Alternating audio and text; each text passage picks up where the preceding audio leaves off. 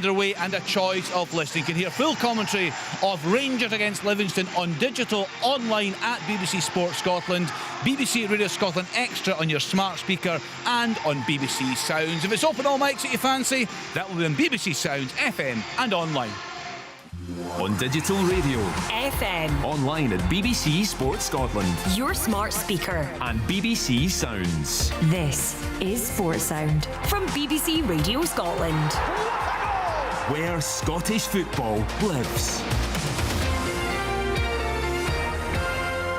Welcome to Open All Mics. What a game we kicked off with in the lunchtime kick-off. Hearts 3, Celtic 4. So many talking points there. VAR played a big part in that match. What part will it have to play in the afternoon kick-offs in the top flight? We'll bring you all the news from the games. I can also bring you a full-time score from the lunchtime kick-off in the English Premier League. A real surprise, Nottingham Forest beating Liverpool by 1-0. So we've had the team news from our top flight games. Let's then get round our championship matches that we're covering this afternoon. We're covering 3 of them. We've got reporters here, but I'll bring you all the goal news from right across the country. You won't miss a thing. So let's kick off then.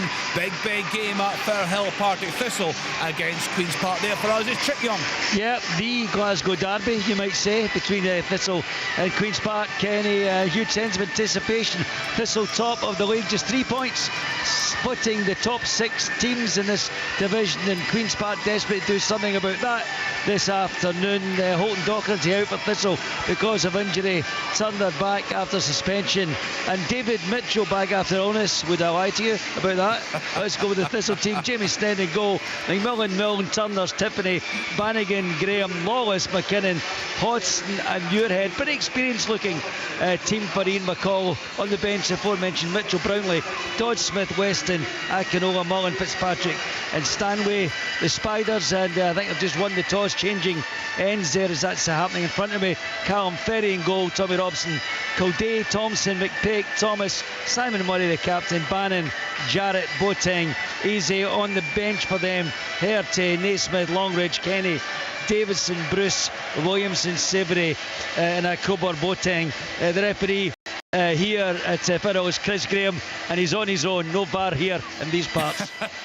Yeah, we've had so much drama with VAR already on the programme. Let's hope it's not too much the focus this afternoon. Partick Thistle, of course, on the receiving end in the League Cup up at Pittodrie during the week. We're going very nicely in the league, top of the championship as things stand. Let's then get to Derek Ferguson. He's at Dens Park this afternoon watching Dundee against Morton. Derek. Yeah, just got underway, Kenny. Rain has not came yet, thankfully, but we've got a decent crowd inside the ground. Just what Chick was saying is there, it's so tight, certainly that top 5, top 6 in the championship, so looking forward to this one. Just interesting to see that Morton bench. You know, Dougie Imrie hasn't got a big squad to work with, only 4 on the bench for Morton today. A couple of changes for both sides, but it's a good start there for Dundee. Cammy Kerr, it was a good show during the week. Just get down 1-0 to Rangers, but Cammy Kerr, first shot of the game there, but straight down the keeper's throat. OK, thanks to Derek Ferguson there at Dens Park. Let's get to Somerset Park. Ayr United against Cove Rangers, and there for us, Jim Duffy. Yeah, the game just kicked off here as well, and it should be a really entertaining game this. Ayr United have had a good season, Kenny, with obviously Difo Akinyemi being up there as one of the top goal scorers, and Cove having Mitch Megison, who's been an outstanding goal scorer all his career, so I expect plenty of opportunities. But Cove have the first one where a cross came in from the wide from Longstaff and just flicked away for a corner, but a very bright opening start to this game here. Was that a bright opening for you, Alan Preston? Yeah, almost an own goal. Brilliant ball in from the free kick. Tate's facing his own goals, and he's got his goalkeeper to thank for a great save, point blank. Tate gets on it, he's all sorts of, I think he kicks it with his left foot. Leanne will be able to tell us, it's up the far end for me, but Carson makes a great save. Yeah, just seen the pictures coming in there, Leanne, of that one. Decent save by Carson. Yeah, it was. Yep, good area, good chance early on, but Carson does really well. Eyes on the ball the whole time. So let's then start to get round the grounds. Let's get to Rory Loy. Rory, you are at Ibrox for us this afternoon. The team booed off during the week. Giovanni Van Bronckhorst said he understands the fans' frustrations. They're not happy that the style of play is unlikely, you think, to improve much this afternoon, given how difficult Livingston will make it for Rangers. Yeah, I mean, quite possibly. Livingston can be quite a difficult side to play against. 13 of their 15 competitive fixtures this season have finished by 1 goal in it, either 2 or 4 Livingston. So they've not been beaten heavily other than the trip to Pittodrie. So they're a decent side.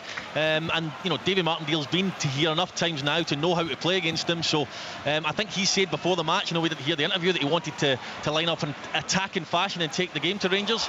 From Rangers' point of view, underwhelming, uninspiring, a lot of words used to describe Rangers' performances recently of the last 6 games in the league. They have won 3 of them 4-0, including a trip to Tynecastle. However, a 4-0 defeat to Celtic and 2 pretty poor performances, albeit wins against Dundee United and Motherwell. The fans will be looking for a lot more from Rangers today at home. We are a couple of minutes in, following a minute's silence for ex-Rangers and Scotland player Jimmy Miller. So early goals in the second round of the Scottish Cup. Dunbar United 1, Stirling University 0, East Kilbride 1, Caledonian Braves 0, and Stennismuir 1, East Fife 0. In the early kick-off, an absolute cracker. Craig Lean, I'm sure will be there enjoying this one. He's involved at Brecon. They're 2-2 at the moment with Stirling Albion. They're in a great run of form. We have got Scottish Cup second round action for you on Sports Sound this afternoon. Carnoustie Panmure against Formartine United, and there for us is Kenny Crawford. Good afternoon, Kenny. Good afternoon, everyone. Yeah, brilliant to be up in this part of the world. Obviously, normally associated with golf in the Open Championship, but this time it's far and away. It is football. It's a little chip, Majowski. It's the first goal for Aberdeen, set through the middle. It's going to be checked. The flag goes up. I thought he was onside. I must admit, I thought he timed his run. It's tight, Willie, but I think he could be marginally off. Yeah, I'll get a look at it again. He's very calm in his finish anyway, with a left lovely foot. finish. Yeah, beautiful finish. And just at St Mirren again, Erahon corner, and Channel's done it at the back. Chance heading off the bar. For Livingston! Joel Nubley. Montano does unbelievably well down the left-hand side. The ball's played across. I thought he was going to leave it. Nubley takes a lovely touch inside the box, and he adds it into the bottom corner to make it Rangers 0, Livingston 1. What a start to our 3 o'clock kick-off. What a day we started off with at Tynecastle's afternoon. The drama just continues here in sports. And so they're a goal check at Fir Park at the moment. Majowski thinks he's put Aberdeen in front. We're waiting for that one. A real shock in the cards early on. We spoke to Giovanni Van Bronckhorst. There's no doubt he is under pressure. A lot of Rangers fans unhappy. They've gone behind at home to Livingston. Alan Preston telling us they're also very early drama, but no goals at St Mirren Park. Yes, Stephen? Yeah, a chance on a rugby partnership. A lovely, well-worked corner kick from Kilmarnock. It comes from the right-hand side. Everybody goes into the box. Jordan Jones stands it up to the edge of the box. Kerr McInroy takes a touch, fires it in, takes a deflection, and Ross Laidlaw almost scored there, just from another corner kick. Ash Taylor, who's got 3 league goals this season, heads it wide. So lots of action down here, but 0-0. What an effort from Jack Thompson for Queen's Park. He's down the right side. He's got to fire the cross in, I think. Yeah, it took a while, Willie, but he got there in the end. I was right. Get you signed up, Willie Miller, for VAR. Willie Miller, man, Scottish football. Who needs VAR? We did get a come on there from you, didn't you? It's taking a bit of time, isn't it? It took a bit of time, but it's the right decision, Yes, Kenny. The referee's flagged for offside. If it was last weekend, that goal's disallowed because the referee thinks it's offside and he's clearly onside. The replay shows it, Willie. Yeah, once you see that still image, he is well onside.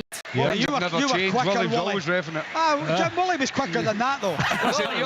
He refereed every game he was in. Boys, bring it on. I'm lapping it up. 1-0 Aberdeen. Stennismuir 1, East Fife 1 in the Cup. Bonus United 1, Auchinleck Talbot 0, Fraserburgh 1, Stranraer 0, and in League 1, Falkirk 0, Kelty Hearts 1. Aguimang with a goal there on 6 minutes. What a start for you, Willie Miller.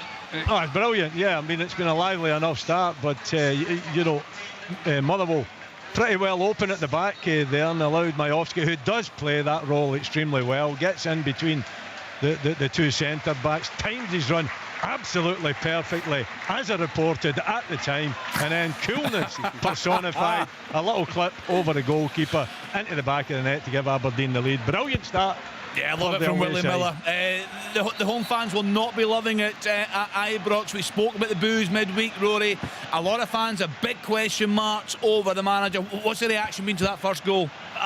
Not much. I mean, just before it, Kent went down the left-hand side and played a ball in, and Cholak got on the end of it and headed just wide. Livingston went straight up the park and pretty much scored. They're just interested to get Leanne's take. It looked like Matondo went by Tavernier very, very easily. Leanne, I don't know if you managed to see it, but didn't look like it. I know there's been rumours he's maybe carrying a little bit of a knock, but he didn't look to put up too much of a challenge, and Matanda seemed to go by him pretty easily. Yeah, no, it was defensively from a Rangers perspective really poor. I think there's a slight deflection, Rory, as it comes into the box as well.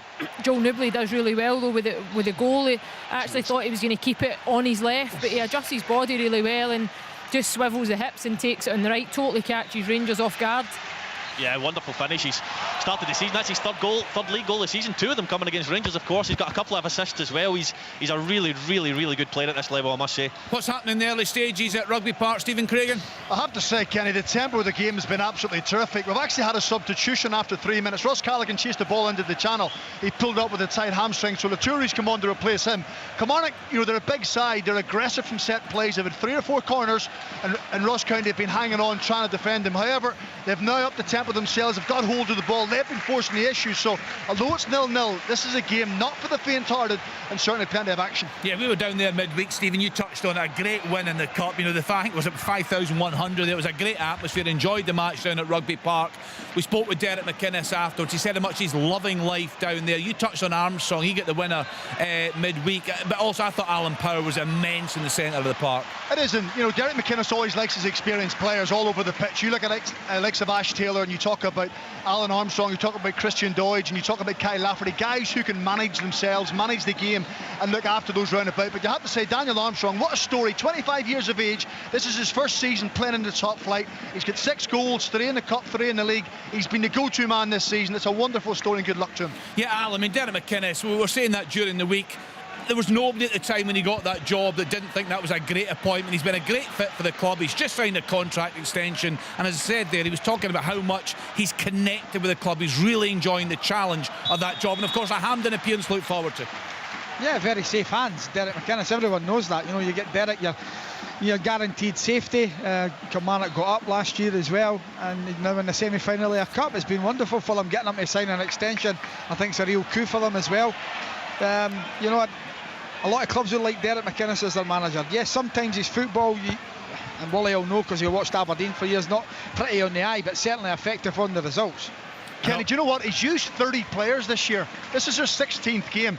I heard Willie and Craig Levine talking last weekend at the Hearts Aberdeen game, or the Aberdeen Hearts game, and Willie said the season they were successful in the early 80s. They used 16 players. Derek has used 30 in 16 games, which tells you he's given everyone a chance. He's pushed some by the wayside. They're not good enough, and he's now narrowing down to 18, 20 players who he can trust and look after. Yeah, it's a good point. I remember him saying actually in the League Cup campaign, he said, it'll be a very different side that you see come the start of the league campaign. He had to work a lot of things out, what his best starting 11 was. Oh, he's missed it. Yeah, Alan. That's a great ball in on the right-hand side. The keeper, Eriksson, comes flying out. Completely misses the ball. No one there for St Mirren to knock it in the back of the net. God, he's in no man's land, Alan. Leanne, is he about the penalty spot, just 10 yards out maybe? Absolutely posted missing. He's so lucky that there's nobody that's read that and get the flight of the ball and snuck in at the back post. No idea what's in his thoughts. Just looking to see any other goals, and Celtic Hearts have doubled their advantage away to Falkirk. Agyeman with the second there. He got the first of the game. That's on 8 minutes. And just going through in the Scottish Cup, Bucky Thistle 0, Broomhill 1, Dalbeattie Star 0, Darvel 1. So that's you right up to date with all the goal news. A bright start for Queen's Park in your game there at Firhill, Chick. Yeah, I think they've been the better team in this opening spell, although Kyle Turner's just had a run cutting in from the right hand side out his left foot, put it over the crossbar. There was that magnificent effort had to stop for the goal, but I thought it was going to be a cross. He rattled the crossbar. The goalkeeper, Jamie Snedden of Thistle, has no idea what the ball is. It went right, it hit the crossbar, actually ran along the crossbar, and to his relief went over eventually for a by kick. So that was one chance for Thistle, but the football's good. Remember, Kenny, this much criticised surface we talked about last season at Firhill, it's a green and pleasant place now, and the football is coming back. The fans have been rewarded. This have been rewarded by that, and remember, as we stand there top of this league. Yeah, chance. So it was a chance down at Somerset there for Mark Reynolds, actually, from 25 yards. It was a second phase corner, and when the ball got knocked out by United defenders, Mark Reynolds, who'd been up for it, hit it on the volley, and Charlie Albinson and the goal actually kind of slipped through his hands, but managed to recover it. So still 0-0, but a very open game here. So as things stand in the Championship, Thistle level on points at the top with Inverness, Cali Thistle. Cali Thistle played a game more. Ayr United and Dundee, and actually Morton, Queen's Park, all on 18 points. It's incredibly tight. Derek Ferguson, you watch a lot of the Championship games for us. You are at Dens Park this afternoon. Is there a team that's been a standout for you so far, or is it going to be really, really tight all the way through the season? Well, for me, I certainly enjoy watching Thistle. Certainly with Tiffany, Graham, certainly they give you that little bit of a sparking, but there's not much between the sides. I mean, look at the result during the week, Kenny. Aki's in a bad place at the moment, going up to Inverness, who have been flying, and they got there and they win 1-0. This game at the moment I'm watching, Dundee, they're dominating the ball, but just every now and again when Morton go forward, they've got Muirhead playing up top, they've got Katongo, they're just playing this kind of wide right area, but they certainly look dangerous. But Dundee dominating the ball. Big chance for Aberdeen. Duke at it again. The header was saved, the rebound was finished, the flag goes up again. I'm waiting for it this time. I'm not 100% certain. Come on, you don't get to sit in the fence. That looks marginal again. It'll be interesting to see what the decision is, but it's a great delivery, what I will say, Willie. Brilliant. Yeah, absolutely. Timing of the run's brilliant. It probably from the left-hand side, isn't it? The cross into the box. Deep cross. Yeah. And he said that he should score with the first effort, but he's good enough and sharp enough. I'm seeing a freeze on the screen here, Willie. Looks like he's offside. He's off, unless we come up with a different angle or a different camera that shows us something else. Well, to be fair, I've got a big offside. pillar in front of me as well. Well, Willie, wait till you move into your new £80 million stadium, Willie. You don't have any of that nonsense. And it's offside. It's been called. So I would bring it again. It's funny you never had that pillar in front of you with the first shout. You move seats. Chance! What a save! Oh, it's a foul. Ball ends up in the back of the net, but the referee blew. They're not happy. It's an effort. But one of the Dundee United players, I think it's Edwards, been taken out in the box as it's cut back from O'Hara. The ball ends up in the back of the net. The referee blows his whistle. No goal. Dalbeattie Star have equalised against Darvel in the second round of the Scottish Cup, and just going through some other scores coming through on Sports Sound this afternoon. Inverness Cali Thistle behind against Wraith Rovers. Sam Stanton with a goal that he scored during the week. Poor week so far for Billy Dodds. His side joint top of the table at the start of play this afternoon. A big goal down south. Everton badly need this one. Dominic Calvert-Lewin giving them the lead in 11 minutes at home to Crystal Palace. Elgin City won up against Cameron Juniors. Yeah, on you go. An absolute howler from Roos, and Kevin Van Veen can't take advantage of it. It is a narrow angle, but I expect him to slot that one into the back of the net as Roos has presented it to him. Right hand side, narrow angle, puts it by the far post. Big chance squandered. Yeah, it's a ball hit down the sides towards the goalkeeper, Willie. What is it he's doing? It's a channel ball from Motherwell in the hunt for Kevin Van Veen. He comes out sliding to gather, and I don't know if he just forgets to use his hands. It comes off his body right into the path of Kevin Van Veen. As you say, yes, it's an acute angle, but I think Kevin Van Veen, he's got to do better. He's got to hit the target. Just drags it wide of the post. I would say so. I agree with that. I think it's a goal written on it for Van Veen. Normally, he is the one that puts Aberdeen to the sword as well. We had a big chance there, and he just wasted it. Well, I remember actually being back in February. Jim's first game was at Fir Park that afternoon. They got a 1-1 draw. How would you assess his time in charge? Are you liking what you're seeing under Jim Goodwin? Oh, Kenny, do you not listen to me every Saturday? I think I've enjoyed it. At home, yeah, but there's still flaws. There's no doubt about that. But it's front foot football. It's about attacking. It's about taking the game to the opposition. It's about scoring goals. So, I think you've got to like that. Yes, at the back they've been a little bit suspect, but they've went to a back three and it suits them much better, and they're looking far more solid at the back now, and he's handling himself well, Jim Goodwin. I think this season has been very good for him. Certainly the fans at Aberdeen are enjoying it. They're turning out in their numbers, and they're getting plenty back from the performances in the field of play. Well, you would have to say all the problems weren't going to be solved in one transfer window, were they really? No, it's going to take 2 or 3 windows for him, but naturally he still has to progress them forward, but 2 or 3 windows surely. Yeah, I mean, I'm surprised how well the window went during the summer and how quickly this team has blended in. Normally when you bring 11 new players into a club, it takes a little bit of time for them to get to know each other. I don't think that's been the case here. I think the performances, the style of play. Great block. Brilliant block. Backus has been played through. That's what it is. Sorry, Jim. Backus has played through. But it's a brilliant block by Smith, getting back, last-ditch tackle. Good play by St Mirren. Really good play by Curtis Main. What's your VAR here, Kenny? Yeah, on you go, Derek. Yeah, it was Crawford. He's into the box. He's away from Sweeney, and he makes no attempt to play the ball. It's one of those that's going towards the byline. But I think Crawford, is just about to go across him. He just wipes him out. The referee, I think he's bottled it. To be honest with you, I think it was a penalty. What a save there from Gourley. And again, it was a ball played in, flicked on by Akinyemi to Masonda. He hit one. Akinyemi came in on the blind side, stuck a foot out. Actually, the flag's went up now. He's inside the 6-yard box, but a terrific save by Gourley. And the Cove goal, he didn't know it was offside. Lots of goals flying in the second round of the Scottish Cup. Gretna 2008 0, Drumchapel United 2. You'd have to say it, Rory, a shock scoreline so far at Ibrox. How have Rangers responded? Just okay. Kenny, I used words at the top of the show that people have been using to describe Rangers: uninspiring, underwhelming, and that's pretty much summed up their first 17 minutes. They've had a few crosses into the box. Steve Davis has had one. Good effort. Oh my goodness, I thought that was going in. It was from Livingston again. It comes from a corner. The whole attack starts from Stephen Davis giving the ball away to Nicky Devlin. There's issues if Stephen Davis is giving the ball away under no pressure, and I think it falls to Jack Fitzwater from a second phase of a corner. It zings past Alan McGregor's post. Rangers really living on the edge here. That was really close, wasn't it, Liam? We've just seen a replay come in there. Yeah, it's another big chance. Goal, Kenny! Guess who scored? Daniel Armstrong. He's got his 4th league goal of the season. A simple long ball over the top. I thought Ross Laidlaw should have came for it. He hesitated, then he decided to come, and he slipped. But that stage it's too late because Armstrong's onto it. But I have to say, what an emphatic finish. When we're 18 yards out with his left foot, you talk about a player with confidence. He's put it into the top left-hand corner.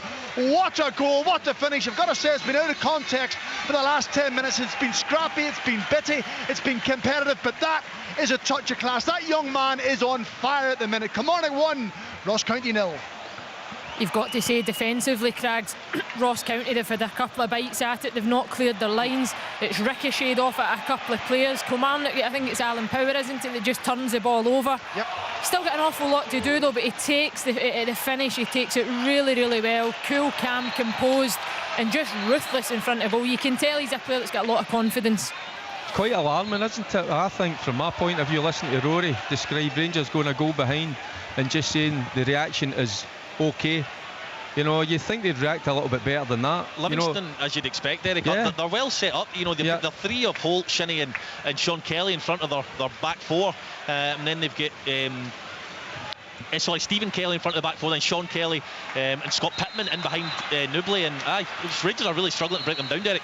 Derek, what do you make of Giovanni Van Bronckhorst? Do you have concerns about his ability to do the job to win the title? Because that's his number 1 target this season. Yeah, I'm like a lot of the fans. When you hear him speaking, the press, he doesn't really inspire you. And again, that's a word that's been used. And the telling factor, once the players cross that white line, you can get are they really playing for the manager? And just if you expect them at home, they've had criticism during the week, just a penalty. Oh, big shout for a penalty. Penalty here. Right, it pops up, it pops up onto, I think it's Montano's arm. He goes to swing at it, he gets it all wrong, it pops up and hit his arm. The crowd are up, just waiting to see once the play stops what the referee David Monroe does. Right, we'll wait for that one to go in. Check. Just to quickly add in that, Rory, if it comes off another body part though and hits the hand, would it not be a penalty? Potentially, but it's because he makes the mistake. His hands do look like they're by his side. I'll keep an eye out for a replay. Right, check. Yeah, it's a penalty. Partick Thistle. It's a little ball come in. I think it's Tiffany with a little flicked header, comes off a Queen's Park defender. There's a lot of controversy again about the handball situation. No VAR here. I think that's Muirhead down there has gone. It's interestingly went to get another ball. He didn't like the one that was in his hand. He walked away behind the goal to get this other ball. He's taken it. It's going to be right-footed. A long run up from outside the box. Queen's Park dispute that penalty. They're still having an argument with the referee, who is Chris Graham, about the award. It certainly was one of these controversial ones. He's given it, no VAR, so it's a penalty. Taking an age with this Muirhead to take it. Players are lined up. He's still waiting. Here he comes now, right-footed. Oh boy, hit the post. He's missed it. Hits the post and goes clear. Goalkeeper went the wrong way. He put it to the goalkeeper's left. Goalie dived to his right. But hit the post. Oh, I can't believe it down here. Mitch Megison, of all people, 10 yards out, right in the middle of the goal. And he just absolutely fluffed his lines on his left foot, just side foot in the corner. Richardson. Complete miskick. Another chance for Aberdeen. Richardson up in the right hand side there. He does a little dummy inside the box, but eventually he's shot, and he's only some 7 or 8 yards out. Is blocked. But Aberdeen hitting pretty swiftly in the break. It's been, majority of the play has been from the away side.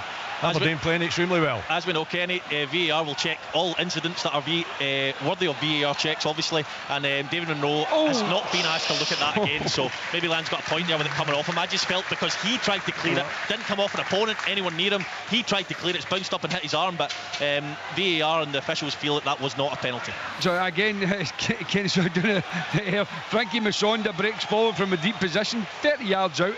Hits a trundler. Kyle Gourlig is down, actually is under where his armpit is, and squirms past the far post. It should have been a goal, actually. He's lucky he's just by the post, but again, opportunities at both ends, but still 0-0 here. Lots of goals in the second round of the Scottish Cup. Dunny Pace 0, Turriff United 1, Glasgow University 0, Albion Rovers 1. In League 1, Clyde 0, Queen of the South 1. Rudy Payton with a goal there. Stranraer have equalised in the Scottish Cup away at Fraserburgh. Sorry, Ken, I thought it was 2-0. Came from a corner kick. Kilmarnock are causing all sorts of problems with corner kicks. I think, is it possibly Kerr McEnroy? Anyway, the ball came in from a corner, bounced about, he lipped it over Ross Laidlaw, and someone has somehow cleared it off the line, or it would have been 2-0. I'm guessing that with goal line technology it hasn't been awarded, but there's no goal line technology. Okay, there's no goal line technology, but the referee has asked for play to be stopped. Yeah, actually looks like it could potentially be over the line, Craigs, and that's what they will use to determine it. There's no technology that would beep it and allow the referee to make that call. Well, sorry, play's resumed, so it hasn't counted. Big let off for Ross County. Socky Juniors 1, Bonnyrigg 0 in the Cup. Erling Haaland has put Manchester City 1-0 up down in England at home to Brighton. Liam Balogun has scored for Queen's Park Rangers. Chick, we're speaking there about the boos. And as you'll have covered many Rangers managers who've been on the receiving end there, and a lot of them don't survive when the fans start to turn. It's just noticeable in recent weeks. I'm just wondering, is that tough in Giovanni van Bronckhorst? European final last season, won the Scottish Cup, but this seems to be about the style of play under this manager. Oh, there's a goal, Kenny, for answer that. Queen's Park, I've got the ball into the back of the net. I think it's Tommy Robson the far side. I was just concentrating your question. It was a break. Remember, Thistle missed that penalty kick. It was Lee Kildare with the handball, and then Aaron Muirhead hit his post from the penalty kick. A couple of minutes later, Queen's Park to the other end, and they've got a goal. It's 1-0 to Queens at Firhill. To answer your question, I think it's tough on Van Bronckhorst. I think the Rangers, I think there's a lot wrong at that club at the moment, deep within, for various reasons. I think the chairman would like his money back that he's loaned the club. I think there are a lot of issues throughout it. I know Giovanni Van Bronckhorst pretty well, and he's a patient, laid-back kind of guy. And of course, but we know that in the end, the customers will get their way. If the fans turn against you in numbers, then the writing's normal on the wall. But if the Rangers fans there, they might want to think about what they're wishing for, because I think he's capable of turning that round. But there is no doubt there are big problems at Ibrox. Yeah, big problems for them this afternoon, Rory. 1-0 down at home to Livingston. How are things shaping up there? Pretty much the same. All Rangers plays coming down the left. I mean, Ryan Kent has an opportunity to cross it. I mean, he must have chopped a good 6 times before he didn't even end up crossing it. He plays it to Barisic, who tries to get across in the box. But just hearing Chick speak there about his mannerisms, it was almost a positive thing for the Rangers fans how calm he was when he came in. But you know, from speaking to people, and I get the general vibe around the place, I'm maybe looking for a little bit more passion, a little bit more with his interviews afterwards about maybe what's going wrong, what he can change in things. He is laid back in things, but you know, maybe looking for a little bit more from him. But then it'd be false, it's Rory. difficult. It'd be false personality. You've got to be yourself. That's what I was just about to say, Jim. But it's difficult when you can't change who you are, and like I said, but people read into things, body language, etc., etc. And you know, if that's not how he's inclined to be, then you know you can't make him be that way. But just hearing a few people speak. It's about results, though, Rory, when all's said and done. You know, for what I think people have short memories, and some of the performances in Europe, and I heard, you know, Alan McCoy saying, 10 years ago they were playing Fraserburgh and Peterhead and all that. Well, actually, just whatever it was 5 months ago, they were playing in the European finals, so all that is behind them. But I think he's got to be given a bit of consideration, and people talk about a crisis. They could have. Oh, listen, Jack, I've never mentioned the word crisis or anything along those lines. I was just saying from the point of view, I look at Davy Martindale on the touchline, and I totally agree with you, Jim, in the fact that you can't change who you are, etc. But I think given how they're playing at the moment, there's a goal for here. Yes, Jim. A goal for here. Logan Chalmers cut in from the right hand side. He'd been flipped over the other side on his left foot. He hammers it. Ghoulish have done better. Straight at him, he parries it. And there's the man you want. Johnny on the spot. Depot Akinyemi adding another goal to his tally. 1-0 Ayr United. Yeah, he's having an absolutely fantastic season. What a great season it's been for Ayr United, right in the mix in that race for the championship title in the Scottish Cup second round. Kilwinning Rangers 0, Forfar 1, Dunbar 1, University of Stirling have equalised. That's now 1 apiece there. FC Edinburgh have gone 1-0 up against Airdrie in League One. They're going very nicely. Wick Academy 1, Benburb 0. That's another score line for the Scottish Cup, as is Elgin City 2, Camelin Juniors 0. Kane Hester with the goal there. It's interesting, Jim, you're talking about a manager can't change, but I just wonder if he could be a bit more positive on the field. He's a bit of a negative manager in terms of his setup, his style of play. Well, did people say that last year when he took Rangers to a European final? But check. Do you know what happens as well? It's when he says in Europe that he can't compete. You know, that sets alarm bells ringing for me. He says at the start of the season as well, he's more than happy with his squad. I don't think. Looking at that does squad, anyone think that's a squad that can deliver the title this season? The one thing, Kenny, it's no better than the squad that they had last year. It's worse. I know, but guys, I think you need to remember the players that are also missing. Hadji's out, Hollander's out, Souters out, Goldson, Jack, Lawrence. Yeah. Once you add that lot of players into that Rangers team, I think they'd be a hell of a lot better than they are. Well, but I think if everybody's fit, they're probably. Tom Lawrence, I thought, could have been a game changer for them this season.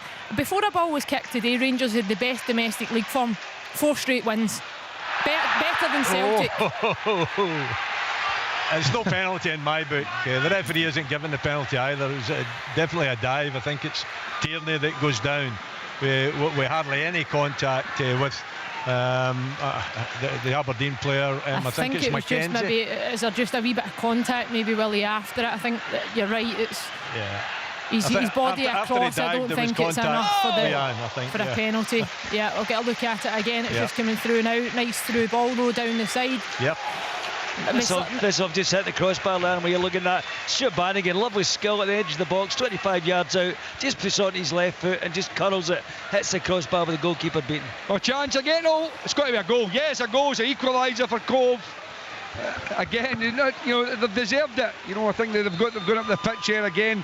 Another cross, keeper saves it, and it's Connor Scully who's in a good vein of form as well this season. He's come in from the wide left area. Charlie Elmson's parried it. Not as poor a mistake as Gourley the other side, but nevertheless Scully gambled and tapped it in. So 1-1 here. Yeah, all the goals flying in on Sports Sound this afternoon. So in the top flight it finished Hearts 3, Celtic 4 in the 3 o'clock kickoffs. Kilmarnock 1, Ross County 0, Motherwell 0, Aberdeen 1, Rangers 0, Livingston 1 and St Mirren 0, Dundee United 0. Into the championship, Arbroath 0, Hamilton Accies 0, as Jim just telling us there. Ayr United 1, Cove Rangers 1, Dundee 0, Morton 0, Inverness Cally Thistle 0, Wraith Rovers 1 and Queen's Park Park had the lead away at Partick Thistle. Remember, Thistle missed a penalty there at Firhill. Into League One, Clyde 0, Queen of the South 1, Falkirk 0, Kelty Hearts 2, FC Edinburgh 1, Airdrie 0, Montrose 0, Dunfermline 0, and Peterhead 0, Alloa 0. We'll keep you updated on all the scorelines in the second round of the Scottish Cup. We're covering one of the games for you this afternoon. Carnoustie Panmure against Formartine United. There for us, Kenny Crawford. Yeah, 30 minutes gone here, Kenny. Tasty little tussle this. Still 0-0. Some good chances for both sides. Aaron Norris hit the post for Martin. Sounds like a goal, is it? No. I would report it if it was a goal. Just a cheer. Netting. Yeah, Side netting. The fans are getting I was going to ask excited. you something, Willie, actually, about your football trivia knowledge, because do you know which former Aberdeen player is manager of Carnoustie Panmure? No, but you're going to tell me. I'll tell you, it is Phil Maguire. He played in the 2000 Scottish Cup final against Rangers when Robbie Winters went in goals. A few of us will remember that one. Yes. 4-0 defeat for Aberdeen that day. But he's the manager. Jamie Winters on the bench for Carnoustie as well, former Aberdeen player as well. But yeah, 0-0 in this one. And I've also just noticed that my nephew is one of the linesmen, Nathan Crawford. He's 18 years old, I just noticed there. That seems very young, I'll maybe chat to him later. My goodness. They start them young these days. He's already got the bar down there beside him. He's actually Kenny's uncle. Do you think he'll last these 20? I had no idea he was going to be here, but it's an interesting observation anyway. Well, it's a tough gig, that is for sure. In the English Premier League, it finished at lunchtime. Nottingham Forest 1, Liverpool 0. In the 3 o'clock kickoff, just at 2 of them. Everton 1, Crystal Palace 0. Man City 1, Brighton 0. Haaland with a goal there. And there is a 5:30 kickoff. Should be a cracker. Chelsea against Manchester United. A chance there somewhere? Yeah, a chance down to Kilmarnock. Daniel Armstrong once again. He's down the right hand side. He's really enjoying himself. He's enjoying his football. Skips down the outside of George Harman, pulls it back across goal, and David Cancola hits off his thigh, just drifts past the post. Ross County lucky, but they still have a corner to defend. Up comes Lewis Mayo and Ash Taylor, really aggressive, and Joe Wright as well. So Ross County on the back foot. Stennismuir have gone 2-1 up against East Fife. Elsewhere, Dalbeattie Star 1, Darvel 3 now in the Scottish Cup. Any other score lines coming in? Dunbar 1, University of Stirling 2.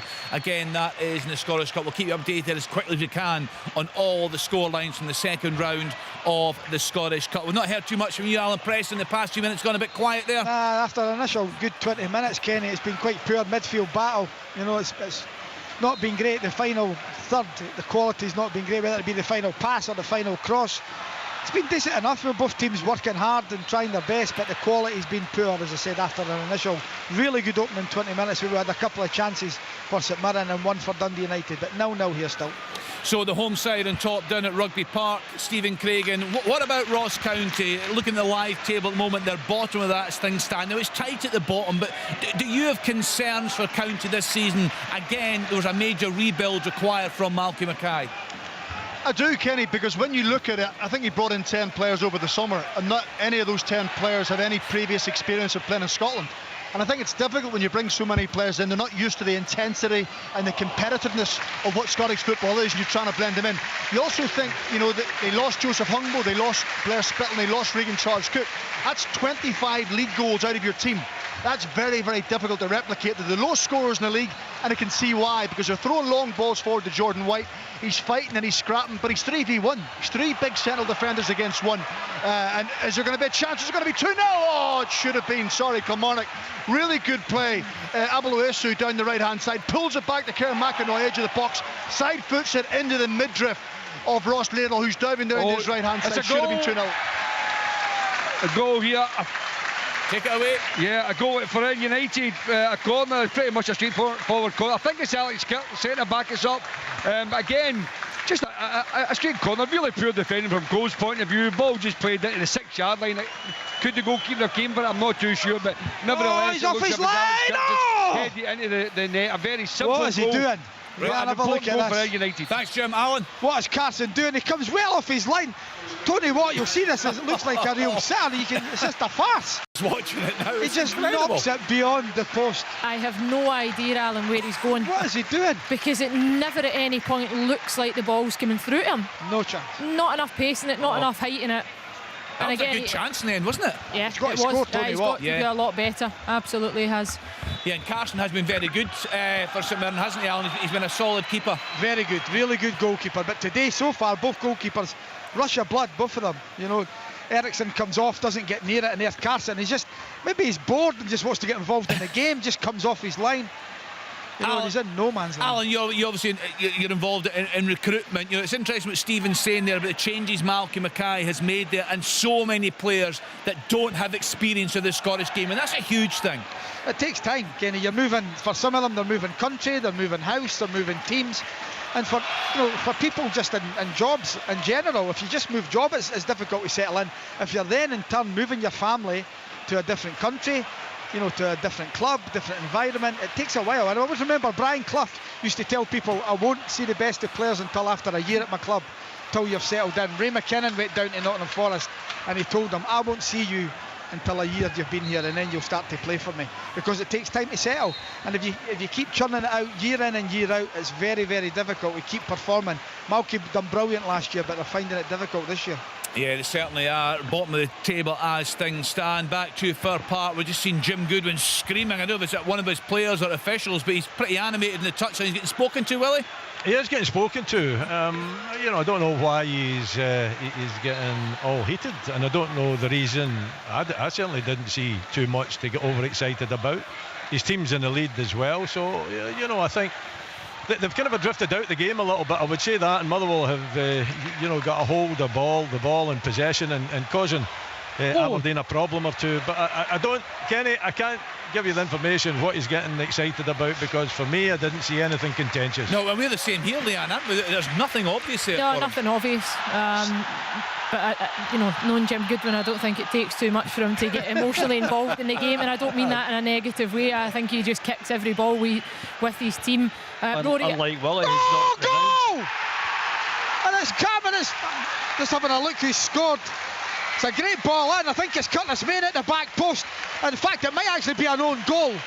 His header seems to come off the post. It hits Eriksson again and goes back in to give St Mirren the lead. Certainly 40 minutes on the clock, 1-0 to St Mirren. I'm going to say own goal. Yeah, I'll need to see it again, Alan, but it looked like he had absolutely no right to get on the end of it, because it's so unorthodox the way that he's outstretched, reaching beyond his player to get the diving header. Curtis Main, he does really well to direct it on target. We'll get a replay now. Yeah, so the ball's going into the box at the moment, Leanne. The keeper done better. No, it doesn't look like it's come off. No, it's all Curtis Main. Brilliant header. Yeah, gets enough power on it, directs it on target, low and hard into the bottom corner, and just probably the surface, it being a bit slicker just with being a wet day. I think it's just the pace has come back off the grass and takes it beyond the goalkeeper. So St Mirren ahead there. Inverness Cally Thistle equalise at home to Wraith Rovers. Robbie Dees on 38 minutes. There could be a real story, Rory Lloyd, developing at Ibrox this afternoon. Yeah, I mean, Rangers are starting to go into a little bit and create chances. They're all coming from the left-hand side. Still, Kent, for the first time in the match, a couple of minutes ago, takes one out his feet and actually delivers one into the box first time. Cholak nipped in front of Oberlai, but it still flashed wide. And then Cholak worked a shot from 25 yards, which flashed by Jamal George's post, but was never going to go in the net. Other than that, to be honest, Livingston have looked comfortable. Oh, it's off the bar! Oh! And it's Main again. What an effort that was, and it comes back. And it's Bacchus. What a good knock at home. What a strike. What a hit that is. Yeah, I don't know what Bacchus is doing. Again, he's trying to knock it in with his chest. I've no idea, but he's face down in the grass. He knows exactly what a chance that was. But it's, you know, the audacity from Main to hit from the distance that he does on his left foot back across goal. It's almost right in the postage stamp, just doesn't drop quick enough. Biscuit, can I ask you, is there a good attendance at Paisley? Very good, Jack, really good. Man, you know, they're playing well. Manager's got them playing well. They're doing, you know, well in the league after a really poor start to the season, it must be said, in the League Cup. But again, manager comes in, gets his own players, takes a bit of time to bed them in. But I'll tell you what, it was after a really good 20 minutes it dropped away, but the last 5 minutes St Mirren are all over them, and the fans are right up for it. There's a drum on the far side, as you'll know, the North Bank. They're making some noise. Chance again for Ayr. Again, and Logan Chalmers again from that right hand side, coming to his left foot, curls it, Gourley parries it away, Andy Murdoch follows in, and it's scrambled away for another corner for Ayr United. But on that side. Logan Chalmers, absolutely terrific on loan from Dundee United.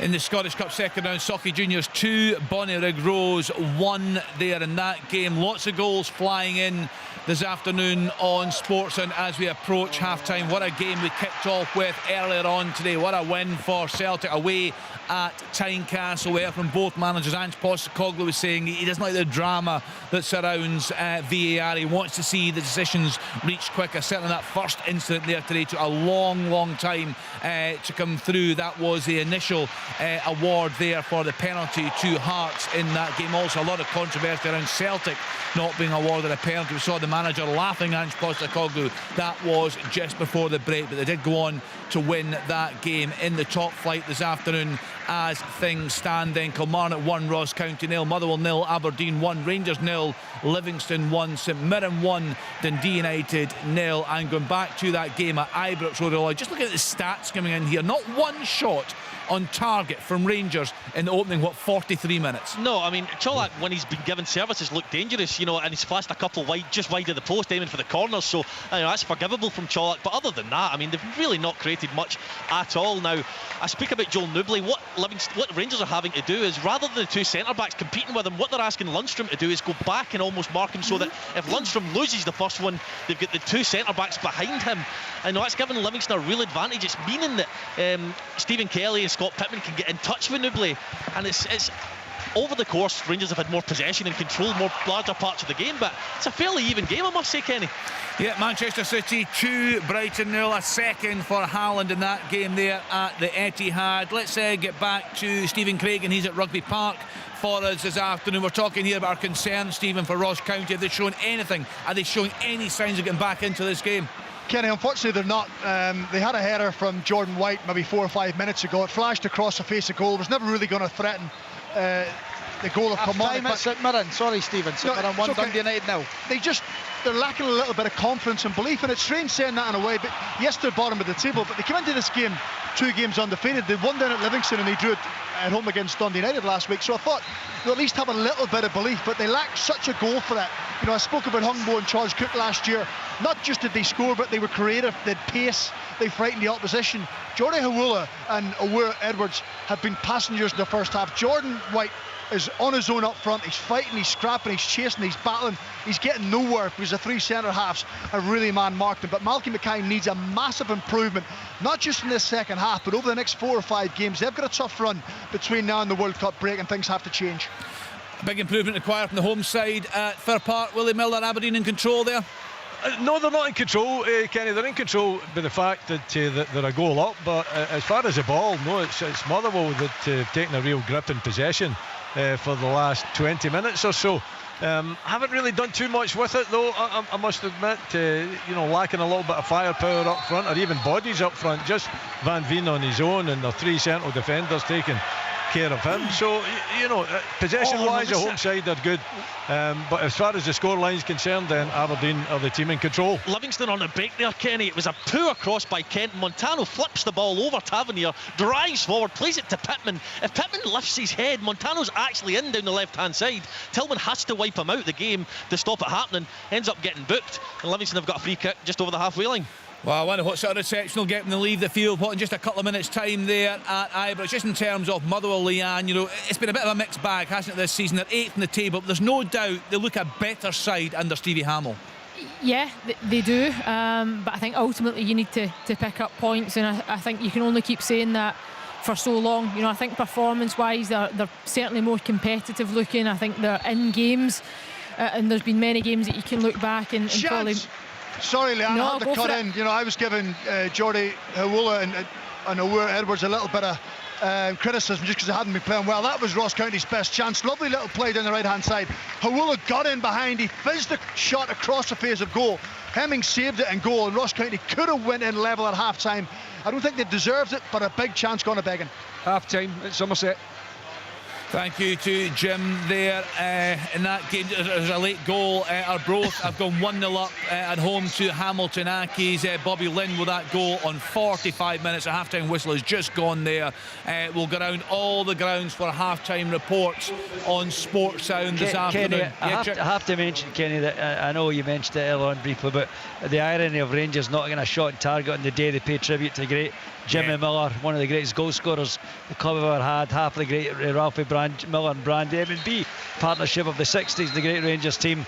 For those of you too young to have seen him play, what a player the old warhorse he was, and I'm sure he'd have been shaking his head in shame at that record in front of goal at Ibrox. Yeah, I saw the club paying tribute to him this week. He sadly passed away. Yeah, well said, Chick. Linlithgow Rose 2, Spartans 0 in the second round. Half-time at Firhill, Kenny, 1-0 Queen's Park. Thanks, Chick. Thistle missing a penalty there early on. Muirhead with that miss. So we're just waiting on some half-time scorelines. Half-time Rugby Park, Kenny.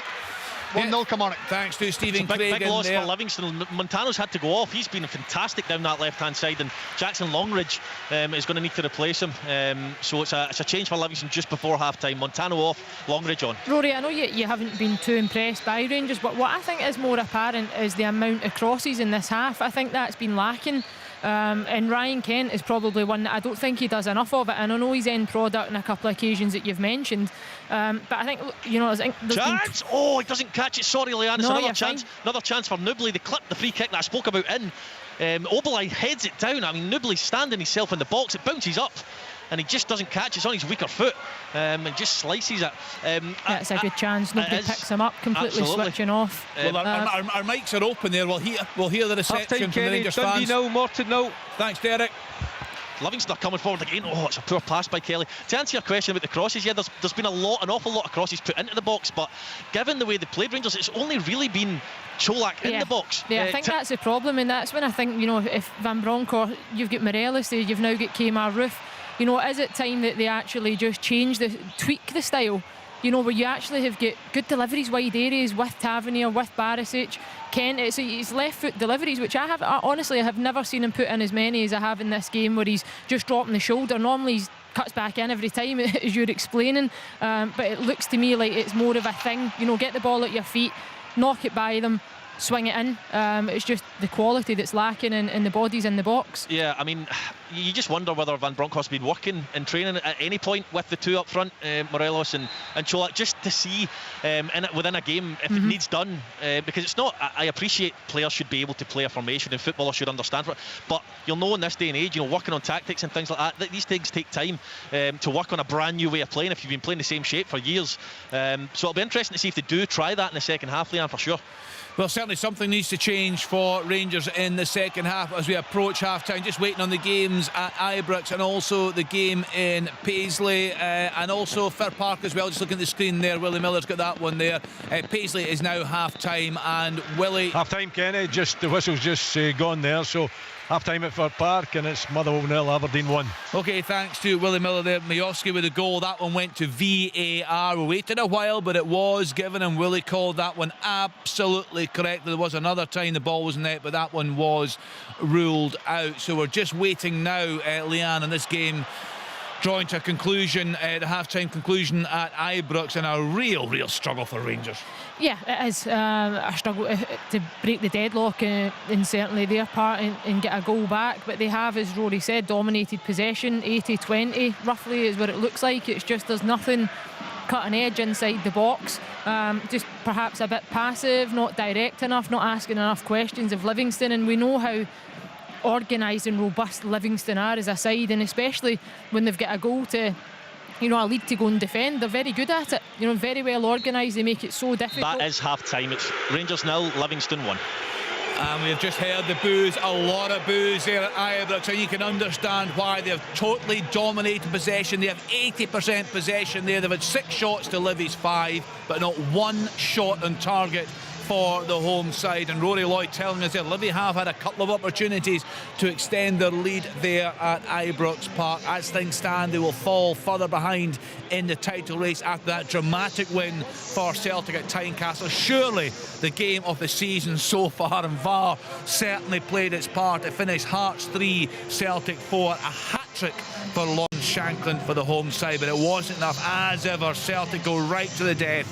And Greg Taylor, a substitute, got the winner there on 76 minutes. Forrest opened the scoring for them. Giacomakis was on target. Maeda was also on target for the home side there. So we have reached the half-time piece on Sports Sound. So much to get through this afternoon. All the match reports coming right up here on BBC Radio Scotland. Chance! And it's a goal! What a goal! All the action from all the biggest games. Oh, it's the second goal! This is Open All Mics from Sports Sound. From BBC Radio Scotland. Right, a real story developing at Ibrox Park. We heard the boos there at half-time as the sides left the park. We heard from Rory Loy throughout Open All Mics. Not one shot on target for the home side. Our commentary team there this afternoon, Mark Haitley and Stuart Mitchell. Stuart, your half-time report. Thank you, Kenny. Yeah, at half-time it's Rangers 0, Livingston 1, and it was quick hitting Livingston at the start of the first half with a couple of attacks, and they scored through the second. Christy Montano bursting down the left side on the far side of the pitch, drilled the ball across. There was two Livingston players waiting. It was Joe Nubley who took the touch. He spun in the penalty area and slotted the ball beyond Alan McGregor, and immediately Rangers were on the back foot in this one at Ibrox. Antonio Cholak has had a couple of chances, but he's had scraps to feed off in truth. The Rangers fans very, very frustrated when they pick up the ball in the Livingston half or in the middle of the pitch. The first look seems to be back the way rather than forward.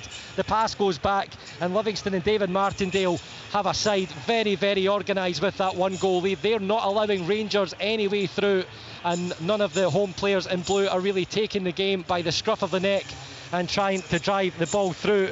Jamal George in the goal has managed to pick up some deflected crosses and some weak efforts that have just found their way through into his 6-yard area. Mark Haitley, you commented at the end of the first half there, possibly as easy as first 45 minutes in the Premiership so far. Without 100%, I think it's been, as you heard from the reaction from the Ibrox faithful at half-time on that whistle. Boos all around. I think it's been pretty poor. We said before the game we needed, I think, the first thing that Gio would have said, I want lots of energy. All right, so I want to get the crowd up. We started with lots of energy, but it's predictable energy. You know, you would expect it. Livingston set up, David Martindale set up with his 3-5, which is most of the first half has been a 5 at the back. But they've sat very, very deep, which, in all good terms, a good striker will always get himself pinned and there'll still be space in behind. But it's been, you're looking at it, every time Rangers do get the ball and they get the ball deep, there is a surge of attacking midfield players and go and stand all in the line, all go and stand up against the 5 Livingston players, which in turns makes it very, very easy for Livingston. I said just before, Tillman, they need somebody like Tillman in the middle of the park to pick the ball up, drop his shoulder and drive forward. He did it one chance, which released 3 blue shirts then. I know it didn't come to anything, but that's what Rangers need. They need to be more intuitive, they need to be smarter, but at the moment they're getting into the wider areas, they're getting balls into the box, and it's happy days for David Martindale's team. Rangers have only conceded 1 goal at home in the league. That was to Dundee United and Liam Smith earlier in the season, and they conceded a second in the first half early on after 4 minutes, and Joe Nubley's strike is the only goal of the game. Rangers have it all to do in the second half. At half-time at Ibrox, it's Rangers 0, Livingston 1. Yeah, real pressure on Giovanni van Bronckhorst and his players. Booed off there at half-time, also booed off despite beating Dundee in the Cup midweek. Let's then get to Fir Park, Motherwell against Aberdeen, watched by Willie Miller. Yeah, Kenny, Jim Goodwin is trying to sort out the waveform for Aberdeen. It hasn't been good enough this season. He knows that. He's went to a back 3, and it's certainly working this afternoon. Last couple of games he's employed that system, and the 3 at the back seem to be coping extremely well with the Motherwell attack. Although I must admit, Kevin Van Veen's a very lonely figure up there himself against 3 big, strong, quick centre backs, and he's had hardly any change out of them, and Motherwell have really struggled to create anything, but it was Aberdeen that took the lead, and very early in the game as well. 4 minutes it was, and it was Majowski. Connor Barron put Lovely little pass through to him. He ran on. He was in an onside position, although the flag went up a little bit later, was checked by VAR, but it was proven that the linesman was wrong and I was right. And Majowski showed a lot of calmness and coolness just to lob the ball over Kelly in goal to give Aberdeen the lead. They've had other chances. Aberdeen, Duke had the header that was saved, came back to him, he put it in the back of the net, but it was deemed to be offside. Again, a VAR check in that situation, got it right. Richardson, the wing back in the right hand side, up some 8 yards out, dips his shoulder, has the shot, but it's well blocked. Another big chance for Aberdeen. And Majowski, a great pass to Duke, who cuts in from the left hand side, strikes the ball, but it's well saved by Liam Kelly in goal. For the home side, they've had plenty of possession after that first 15 minutes, but they've done hardly anything with it. In fact, they've done very little with it. In fact, I would go as far as to say they've done nothing with it. Third time I've got it right. The only chance they got was presented to them by Kel Roos in goal, who came out sliding for the ball. It looked as though he was just going to take it in his arm. Somehow it bounced off his chest, fell for Van Veen, who should have done much better. It was at an angle, but a striker with quality should be able just to roll that into the back of the net, put it beyond the far post. That was the only real chance that Motherwell had in the first half. Plenty of possession, not many chances created. Aberdeen in control of the game with that 1-goal lead and plenty of opportunities to improve on it. Yeah, thanks, Willie. Going very nicely, the Dons. In the live table, they are up to third. Let's then get to Rugby Park. Kilmarnock against Ross County. There for us, Stephen Craigan. Yeah, indeed, Kenny, and there's no doubt that Kilmarnock have certainly had the better of the first half down here at Rugby Park and lead by that single 1-0. It was scored by Daniel Armstrong, who without doubt has been Killy's best player so far this season. He broke a deadlock after 20 minutes. He was the quickest to react to a long ball in behind the County defence. As Ross Laidlaw and the County goal hesitated, Armstrong took a shot really early from about 18 yards out and smashed the ball high past Ross Laidlaw in the goal. Kerr McInroy then had a chance a couple of minutes later to make it 2. It was a smart save down the right hand side by Laidlaw, and just almost on half time, Ali Bayosu down the right hand side had a shot that just went over the crossbar. With regards Ross County, Jordan White had a header that flashed by just after 35 minutes. That's probably his only action of the half. He's been well marshalled, it has to be said, by the Kilmarnock back through, but right on half time they could have got themselves out of jail. Jordy Hawula down the right hand side, he's been quiet for long spells, got into the 18-yard box, shot from the right hand side back across goal, and it was Zach Hemming made a really smart save down to his right hand side. There's no doubt County have to improve, and Malky Mackay will be looking for a little bit more from his players. But half time here at Rugby Park, it's Kilmarnock 1, Ross County 0. So thanks to Stephen Craig, and the home side also in control in Paisley. The second half just about got underway there, Alan. We're up and running, Kenny, in the second half here at St Mirren, and they lead by 1-0. And it started early on. McGrath had a free kick, and Tate's facing his own goals, manages to get a left foot on it, didn't know where the ball was, but it's a brilliant save by his keeper Carson. Then Erhon corner, Dunn had a header that smashed off the bar, and at that point the game was really good. Bacchus then hit the side netting with an effort, but then there was a lull in the game until the 38th minute. Carson was in no man's land, and Tony Watt just had to lift the ball over him, but just as he put it over the top of him, it just went wide of the target. But the goal came in the 40th minute, a ball into the box, Cutlass Main with a header. I gave it an own goal to Eriksson, and I think everyone round here in the stadium's given it an own goal as well to Eriksson, but Leanne seems to think it was Cutlass Main's goal. I need to see it on the television myself later on, but it's certainly 1-0 to St Mirren. A minute later, Main hits a 30-yarder. It smashes off the bar, goes back to Bacchus, but he couldn't knock it in. He tried to chest it in, I think. But it gives us a half-time score, and we're into the second half now of St Mirren 1, Dundee United 0. Yeah, certainly PA are giving it as an own goal in 41 minutes to Eriksson. We'll hopefully get another look at that later in the programme and get that clarified for you. But the home side going very nicely there in Paisley. You sound it's been a decent game, I think, hasn't it? Firhill, Chick Young, Partick Thistle against Queen's Park. Yep, it has, Kenny. The trouble with Partick Thistle, and remember they're trailing here by 1-0 to Queen's Park, but they missed a penalty kick, and they haven't really forced a save from Callum Ferry in the Queen's goal of any great magnitude, and even the penalty kick, it was a handball, legal day, very tight one.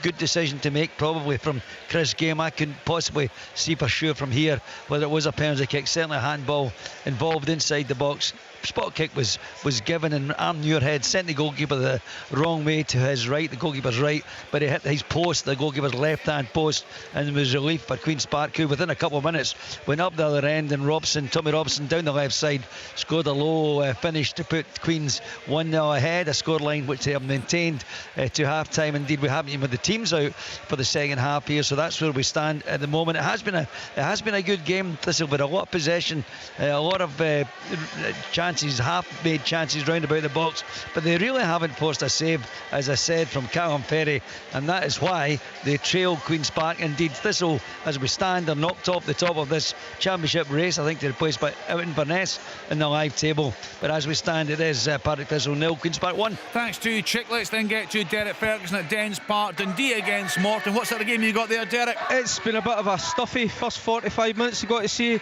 Kenny, as the scoreline suggests, as it's Dundee 0, Morton 0. The home side, well, they did start the better, carved out a couple of half chances with both Kerr and McCowan testing the keeper early on. Slowly but surely, it was a gritty Morton side that they started to force their way into the game.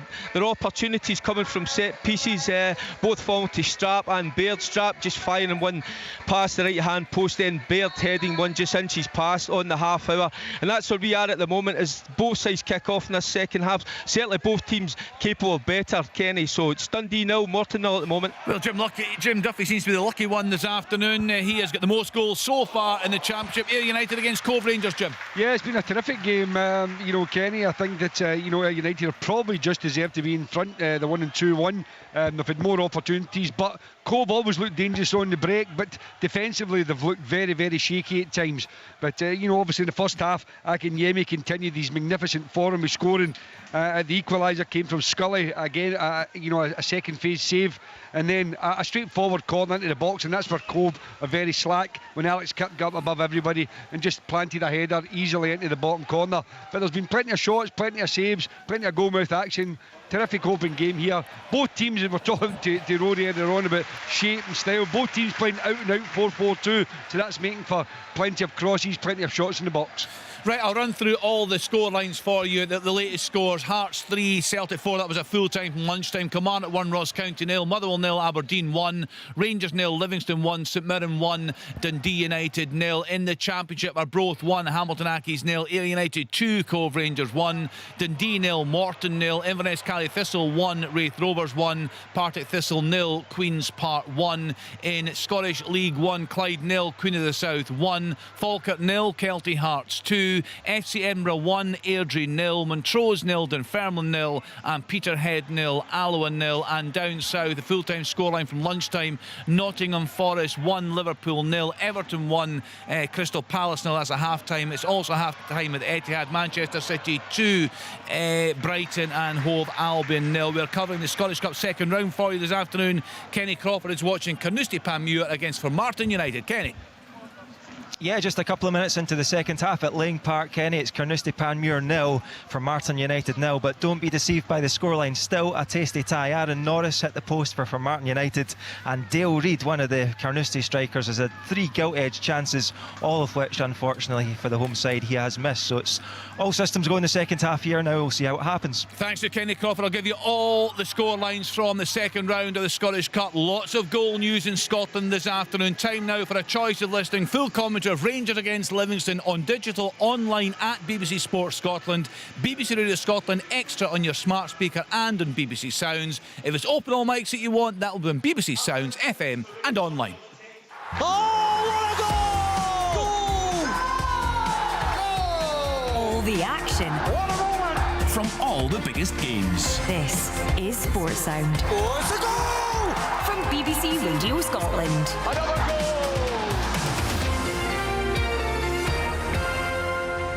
Some early second half goals in the Scottish Cup. Gretna 2008 1, Drumchapel United 2, and Glasgow University 1, Albion Rovers 1. So let's get to Rory Loy. Rory, the team's just out there at Ibrox. It needs to be much, much better from Rangers in this second half.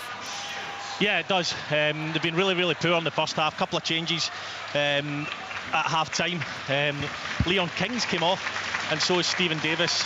and on has come Rabbi Matondo, and I'm just looking to see now who the other one was. But yeah, it needs to be much better in the second half, Kenny. So lethargic in the first half. I would imagine Van Bronckhorst, pretty emotionless out here, was pretty animated in the changing room, because it really does need to be better, and this Livingston team is not going to be easy to break down, Kenny. Yeah, Aberdeen have been going very well this season. They are in third spot as the table stands at the moment. Willie, what are your thoughts on the side he's put together? Would you make them favourites for third spot come the end of the season? You've got St Mirren in the mix at the moment, Livingston in there, Hibs disappointing result last night, but they're in the mix. Hearts obviously have their European issues. They've had a lot of injuries. Equaliser. Yeah, on you go, Jim. Equaliser for Cove.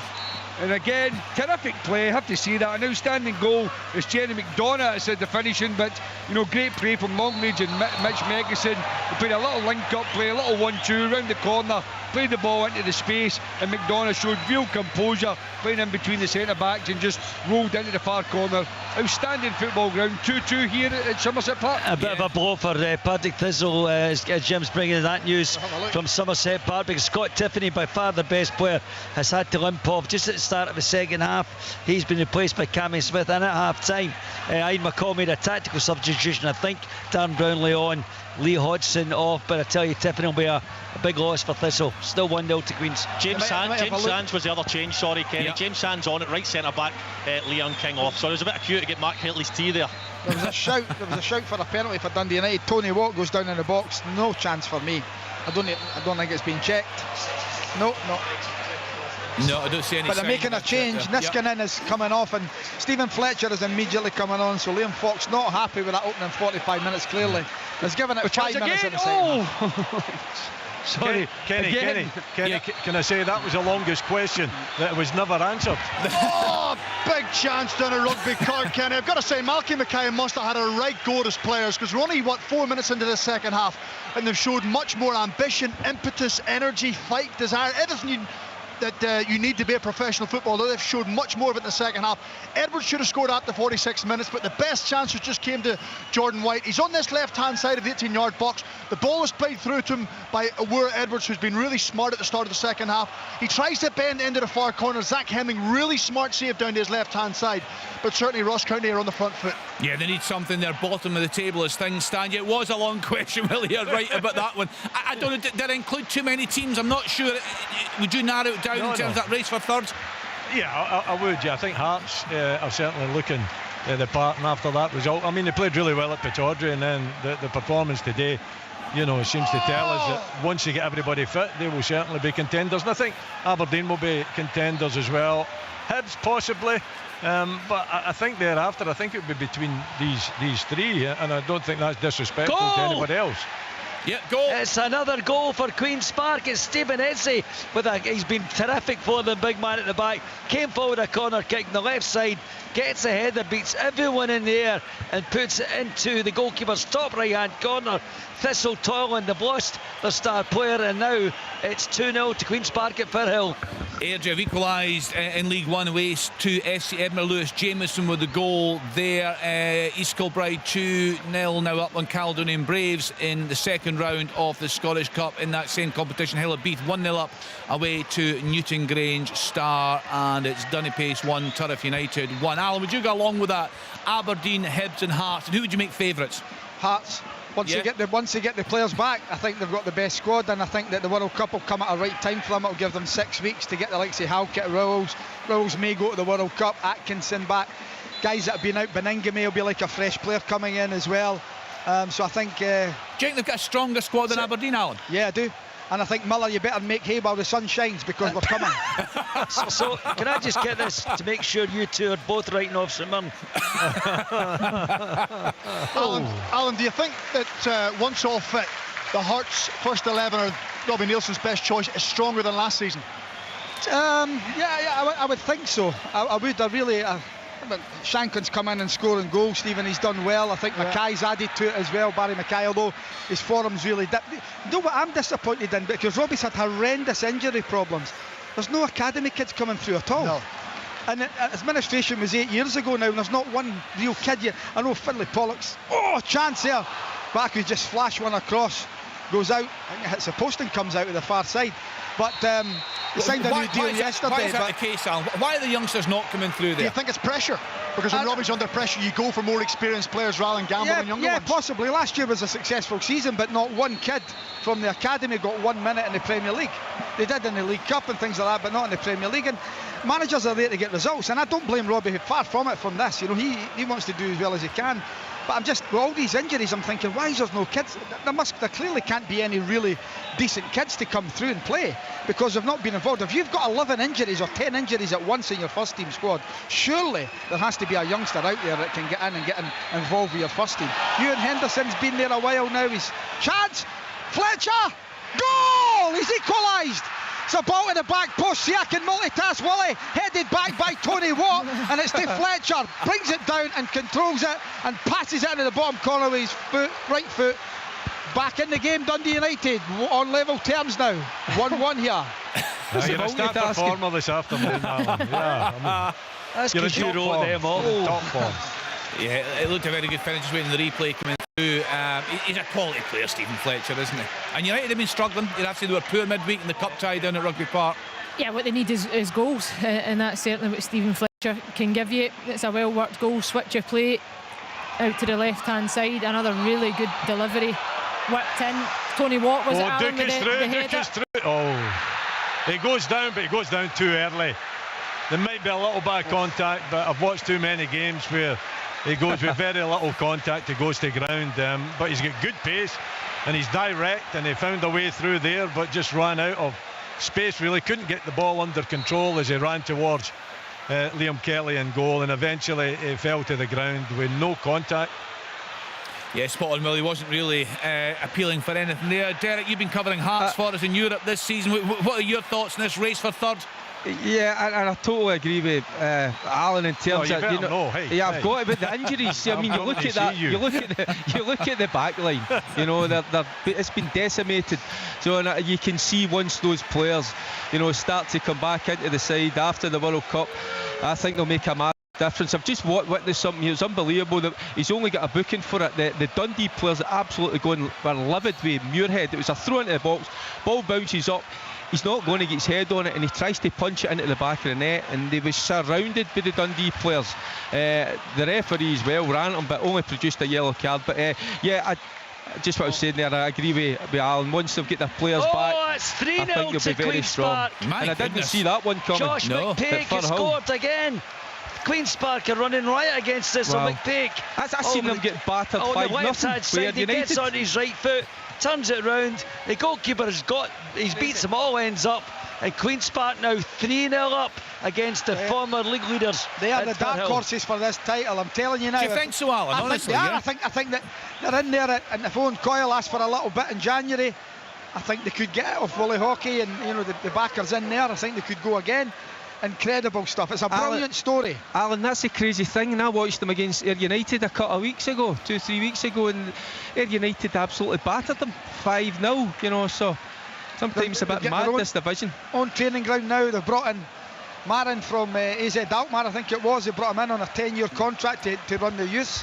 They've got big plans at Queen, and I think they're ahead of schedule. But Leanne's in there, Leanne Dempster's in there as well. Owen Coyle, I think it was Premier League Owen was in managing. You know, to get a manager like his standard there, it's a great story. It really is. After all these years of being an amateur club. You know, as things stand, they're just 1 point off the top of the table. Yep. Goal for Carnoustie Panmure in the cup, and I think it's number 20, Ryan Sutty, the home side. It was an absolutely brilliant strike from just inside the box, left-footed, arrowed into the top right-hand corner, and what a start for Carnoustie Panmure. They're 1-0 up against Formartine United. Also in the Scottish Cup, Lithgow Rose 3, Spartans 0. Oh, it's a goal for Motherwell. Yep.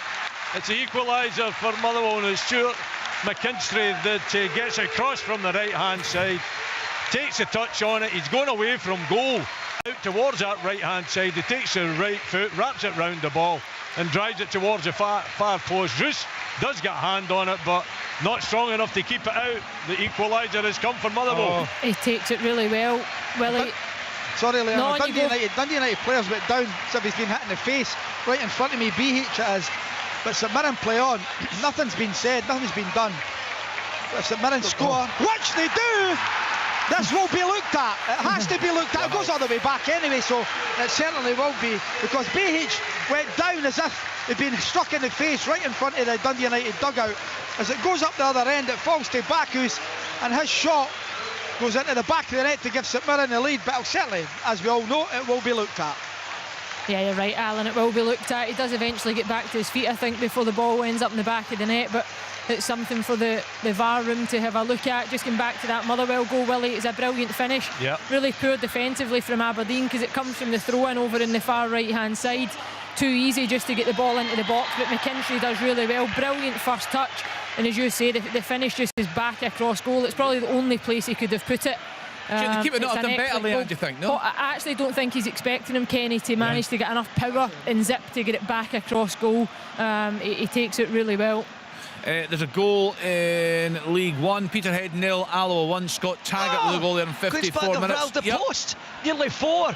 What a run that is by Josh McPaig on his right foot again. Rattles it. I thought it was going in the corner. It hits the post. It's Partick. This all over the place, Kenny. Well, they're still waiting on this. Obviously, the VAR checks. It's Ayunga that scores the goal, not Bacchus. Sorry, it's him that got the goal, and in the back of the net will obviously being checked here. Taking a bit of time there. Darvel have got 4 in the Scottish Cup. 4-1 up away to Dalbeattie Star. Man City 2, Brighton 1 now. Trossard with the goal. The referee's coming over to have a look at his monitor. Oh, equaliser. Yep. Equaliser in the Scottish Cup. 4 for Martin United. It's Jack McIver. 1-1 against Carnoustie Panmure. So the VAR referee Alan Muir has asked referee Grant Irvin to come over and have a look at. Clearly we can't see what he's looking at, but it has to be the blow in the face. Yeah, Alan, just tell us how that was relayed to the crowd there, because there isn't the big screen facility. The referee blows his whistle, right, and then does the square as if he's going to the television and points to it and runs over to the television. He's now standing in front of the monitor now, just down from the Dundee United dugout. He's looking, you can see him speaking. He's going to make a judgment any minute now. It's also announced over the PA, Alan. No, he makes a decision. No goal. Goal's been disallowed. Free kick. Clearly there, BH has been hit in the face, and the goal has been disallowed. So that was a way back, as you can imagine. The incident with BH getting hit in the face was in the St Mirren half. So you're talking 80-90 yards before the goal, and maybe 5-6 seconds before St Mirren actually put the ball in the back of the net. It's been looked at, it's been checked. He's come over, he's been asked to have a second opinion, another look at it. He's had a look at it and he's ruled it out. It's a big call, Alan. It is a big call. Have you seen it? There is contact, but it's one of those ones as a player, you are holding the players off that are behind you.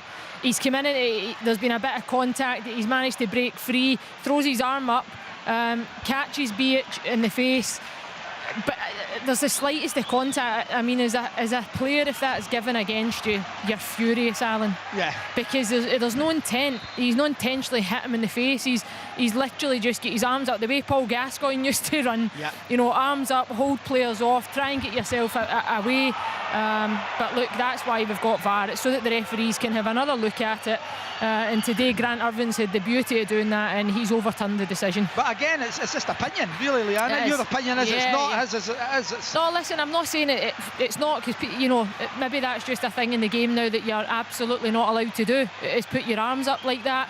And do you think that we're being there's no ultra sensitive though at this time, because it's the first weekend of it? It's a bit like the one where blocking, and say like blocking's going to be penalised, and I think Bobby Madden gave 3 penalties one weekend or one game at St Johnstone in the first half. Yeah, possibly. It's just that for me, there's no intent there, and I think that's the difficulty for players, you know. And you could see St Mirren trying to reiterate that point, that, you know, the arms were up for protection to protect the ball. But it's you know, simple. The handball one in the Hearts Celtic game today will rumble on as well. It's one that, you know, anything that hits the hand in the penalty area, people want penalties. Certainly wasn't happy with the Hamilnaki's down to 10 men. Daniel O'Reilly sent off there in the cup. Fraser were 2, Stranraer 1. Any other score lines coming through? Lots of Scottish Cup second round ties this afternoon. Falkirk pulled a goal back in League One. They're now 2-1 down at home to Kelty Hearts. Juan Allegri with a goal there on 56 minutes. And just seeing that any other score lines: Clyde 1, Queen of the South 1, Ross Cunningham with the equaliser there on 60 minutes. That's a League One score line for you there. FC Edinburgh 2, Airdrie 1, Uzi Z with a goal on 59 49 minutes again in League One in the Scottish Cup. Yeah.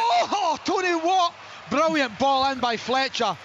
And Tony Watt climbs at the back post. I'm right behind it. It's a great leap. It's over the top of Tate. He headers it down just wide of the target. In the Scottish Cup, East Kilbride 3, Caldron Braves 0. Perhaps a surprise in League One. Montrose 1-0 up at home to Dunfermline Athletic. Matthew Wright there on 63 minutes. Again in the Cup, Dunny Pace 2, Turriff United 2. Any other scorelines? Dunbar United 1, University of Stirling 3. That's you right up to date with all the scorelines. No goal news coming through from you, Rory Loy at Ibrox. What have we seen from Rangers in the second half? Well, they are starting to turn the screw, but only in the last kind of 5 minutes or so. Cholak cut in from a wide angle and forced a save from Shamal George, which led to Tillman having half a chance in the box, but a poor touch, and that one got away from him. On 48 minutes, Lundstrom had an opportunity as well, which deflected off Andrew Shinney and went out just past the post. As it goes across the box here, is it going to fall? No, Andrew Shinney clears. Matonda's had 3 attempts to try and get by Longridge, hasn't worked. However, he has been persistent, and he just needs to get by him once potentially to create an opening for Rangers. They are, like I said, starting to turn the screw. Livingston's starting to get slightly deeper, and Davy Martindale possibly starting to look at some changes soon just to freshen it up, but Rangers looking a little bit brighter. Rory, Rangers have put in a total of 40 crosses. Big Haven't really looked like scoring, Leanne. 40, yeah. Wow, some stats. Who's got a chance there? Big chance for Motherwell. Kevin Van Veen. Normally against Aberdeen, you know, you would put your money on him finishing. It's well worked, and he's set up, and he's only 8 yards out or so, and the goal is there for him to take on. He kind of mishits it, tries to rapid foot round. It's a weak effort right into the hands of Roos. It should have been either side of him, and a possible goal, and that would have taken Motherwell into the lead. Leanne, you're about to see an example. Barisic crosses the ball. Tell me that Tillman can't break his neck here to get in at the back stick and try and get something on it. Yeah, he can. He's just watching stands it. And watches it. Yeah, We've said that so many times, haven't we? But Neil McCann's been in the studio. He's questioned him in the Old Firm game. He's questioned him in Europe, but he keeps getting picked, Rory. Well, I mean, I appreciate that, but when Leanne's citing the crosses, which he's absolutely right to do, I mean, they're just slinging it in there. Cholak's the only one who looks like he's on his toes and ready to try and get on the end of something. That was my point earlier though, Rory. When you've got this much success in terms of crosses, why have you not got Roof on? Why have you not got Morelos on? Go and get penalty box strikers in there, get the balls into wide areas and deliver. But Leanne, that's one of the criticisms, that he doesn't make the changes quick enough. I understand that, Derry, absolutely. You know, I know. Going back to the game. Oh, what a save. Yes, Jim. So again, Mitch Megison, you know, the Ayr United were screaming that the ball was out. The ball wasn't out, which is right in front of me. But, you know, again, Jerry McDonough went down the line, cut across to Mitch Megson. A terrific strike and a magnificent save by Charlie Albison in their goal. Still 2-2 here. Yeah, Leanne, because he was critical in terms of the players. He says getting into the 5-10 minutes of the second half. But he didn't make the changes until, 15 minutes to go. So I think he's got to react a wee bit quicker to the situation. Yeah, I think like a game like now, you know, Rangers don't need 1 goal. They need 2. Yeah. Giovanni Van Bronckhorst needs 2 goals just now, because a result like this won't be tolerated. But you've got to get more attacking players on the pitch. And Tillman, for me, flatters to deceive. I think his goal that he scored against Motherwell, you know, he drops his shoulder, he goes by 4 or 5 players like they're not. He just doesn't do that consistently well, and he doesn't work hard enough off the ball, which I think is a huge issue for Rangers. Does this go back, Rory, to recruitment? You know, we've spoken a lot about, is the squad weaker this season than the one he had last term? Oh my goodness. Foul. Yep. Sorry, can I talk about Cholak looking sharp? My goodness, he's just tried an acrobatic overhead kick from a Scott Arfield cross. I'm not sure how close it goes, but my goodness, that is a bit of invention which Rangers need right now. To answer your question, I mean, it does come down to recruitment at the end of the day in terms of Shamal George just went down again. He did this in the first half. He's struggling with a thigh strain. Wonder if he'll go off this time. The likes of Tillman, Matondo again, who... Leanne uses the phrase platters to deceive. Kent, for me, has went downhill this season again. You know, you could ask questions of him last season. In Europe, he done a lot of good work deep in his own half, relieving pressure and things, and was effective going forward at times. But, you know, the likes of Tillman, Matondo, they simply need to do more. The only one you could really look at right now at this moment in time is Cholak, who's contributed. Davis, I think, Ben Davies, looks good at left centre-back when he's played, I think. Possibly, if it's him that gets pinned for the goal from Newbley, you could ask questions there. But I think in the main, if he's fit, he's done well. But there's not been enough of the new signings have contributed consistently. Rory, I think the question when you talk about recruitment, when you bring players in, they have to be better than what you have at the football club. Who has been better this season than they brought in than there was last season. Cholak, possibly the Morelos, that's about it. There's no one else has been an upgrade, and I think that's been the biggest disappointment for Rangers. The other thing is, Craigs, I think players, I think a big decision has to be made about Ryan Kent. He would drive you nuts. He can clearly play, but he doesn't play. It doesn't give his ability. Does Giovanni Van Bronckhorst have the courage to say, look, I'm just dropping you, leaving you out of the team until you get some belief, or whatever it is, whatever the factor is, you do not play to your ability. You shouldn't always do this, Chick, because it's done so often. Goalkeeper really poor again from Eriksson. It's just a free kick wide on the left, and it's whipped in right under his bar. I think he tries to grab it to start with, Leanne, and just knocks it over the bar. Yeah, I think he does, which you don't often see a lot of goalkeepers doing that now, just because there is often so much movement on the ball.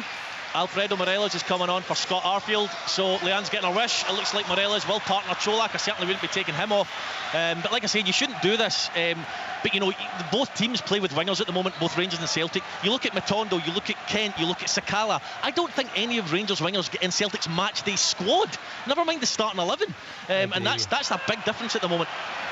Yeah, it's a good point. It's a discussion we've had many times this seaon.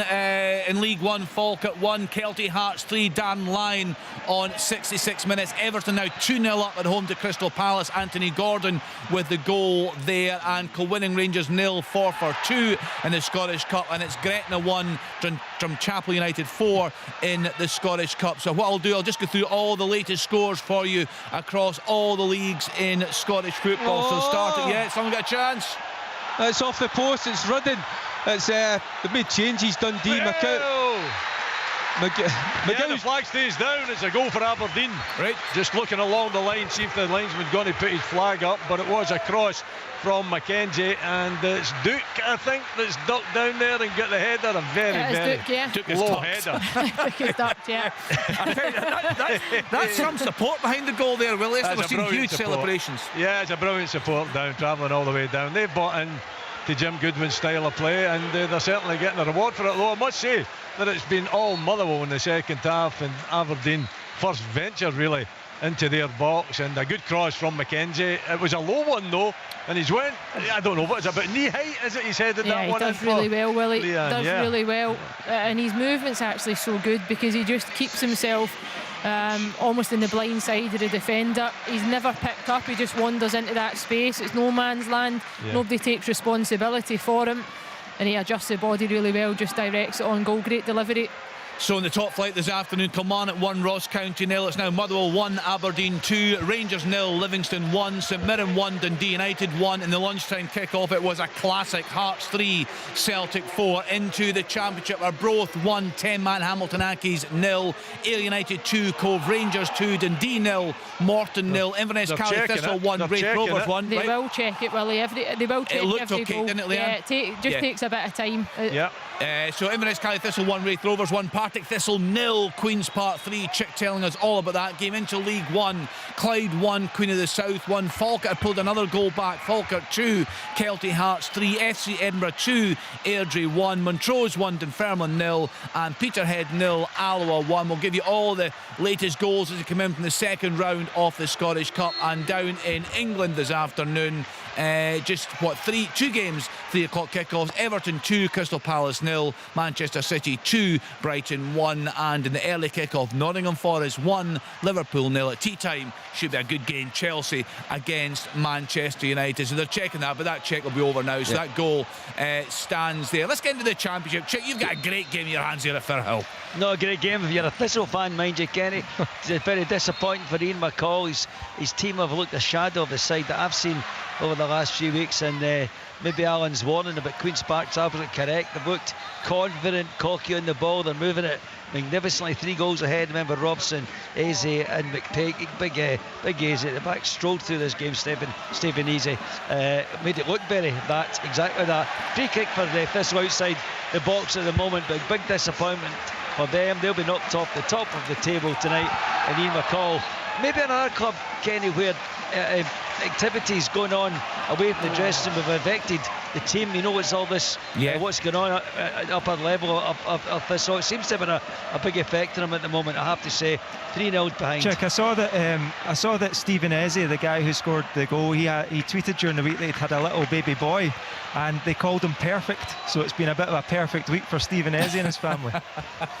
The names just get wilder and wilder, don't they? Whatever happened to the good old-fashioned Charles? Huh? Yeah, he's a king now. Just looking through the score lines then. Let's get to Stephen Craigan watching the game at Rugby Park. What have we seen from County in the second period, Stephen? Well, certainly the first 15 minutes of the second half, they had a goal. You know, Awura Edwards had a shot that went wide. Jordan White had a shot that he probably should have scored with. Alex Yakoveri tried to get in the end of a Jordan White header, but you know, since the kind of 60-minute mark, they haven't really threatened much more. Kilmarnock have kind of got hold of the game again. Oh, just as I say that, Victor Laturi has a shot from 25 yards. It's squared to him by Jordan Tilton. He's standing with the goal side on. He just whips it with his right foot. I thought it was going to go into the top corner, and Zach Hemming just touched it over the crossbar, but it's probably symptomatic of Ross County's season so far. I think 7 league goals, not anywhere near enough. That's why the bottom of the table. I said it earlier, they've took 3 players out of the squad and they've lost 25 goals and they haven't replaced it. Always the most difficult thing to do in football is to score goals. County are struggling at that, but Kilmarnock certainly in the driving seat. In the Scottish Cup, Elgin City 4, Camelon Juniors 0. Kane Hester with a goal there. Bucky 1, Broomhill 2. Actually, Broomhill have just got a third there. Jamie Semple in 75 minutes. They lead by 3 goals to 1. Any other goals in Scotland? No more goals in Scotland at the moment. Let's then get to Alan Press. You've had a decent game there through Paisley, Alan. Yeah, it's a better game in the second half. United making the change, bringing Stephen Fletcher on. The Stokey genius from Liam Fox. Within a few minutes he's equalised and he's really got United up the park. Tony Watt's gone off. He got a bad knock in the back. It seemed to be a knee in the back as he goes up for a header. And Aku's come on. He's got real pace. So Fletcher can hold it and knock it through, and Aku can run through. United have got a lot better in the second half, but it's still 1-1 here, Kenny, with 12 minutes to go. Disappointing from Dundee this afternoon, Derek, at home to Morton.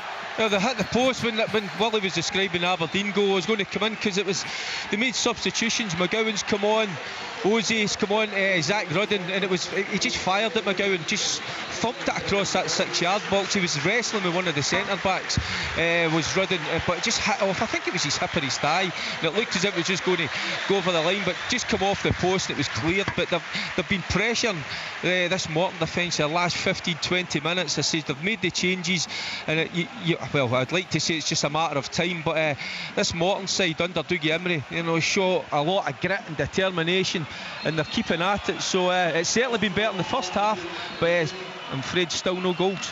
4-goal thriller for you, Jim Duffy, at Somerset Park. How's it looking there now? Yeah, I mean, what a hit from Smith from about 30 yards, just wide of the target. Leanne, you'll be able to tell me how close it was. Look close to me. Great hit, keeper diving full length. Yeah, it's a brilliant hit. The camera angle's not great, Alan, so I'll take your word for it. It certainly looked like it whizzes past the post, but it can be deceiving at times. We're getting a look now just behind the goal. Cheers, it's biscuits. Close. It's close. Yeah, it starts off, it's on target, but it's always shifting. It's a good effort from Smith, though. Cheers, biscuits. You spilt my tea. Sorry, couple of biscuits. Listen, it could have been worse. I could have spilt your wine. Oh, don't go there. Couple of changes for David Martindale. Morgan Boys has come on, and so has Curtis Guthrie. Off has come Andrew Shinney. Right, we'll get back to Rory for an update there at Ibrox. Jim Duffy, you were telling us about events here at Somerset Park. No, I was just saying it was a bit of surprise in terms of the substitution, because Akinyemi has been subbed alongside Logan Chalmers, who I thought were 2 of the most influential and talented players on the pitch. They were really a joy to watch, but he substituted both of them there, and put Matt McKenzie and Sam Ashford on. So a strong squad, I understand that, but when Akinyemi get on kind off, I think the Cove defenders will be absolutely thrilled. As I said, Logan Chalmers as well was I know he's on loan from Dundee United, but he's a real entertaining player, really positive player. So I think Cove will be quite happy with those substitutions, but that remains to be seen in the last quarter of the game. Right, so you were telling us changes at Ibrox. Rory Loy, what chances have Rangers created in this second half? Are they dominating there? They're dominating possession, and they've threatened a few times. I don't remember any clear-cut chances.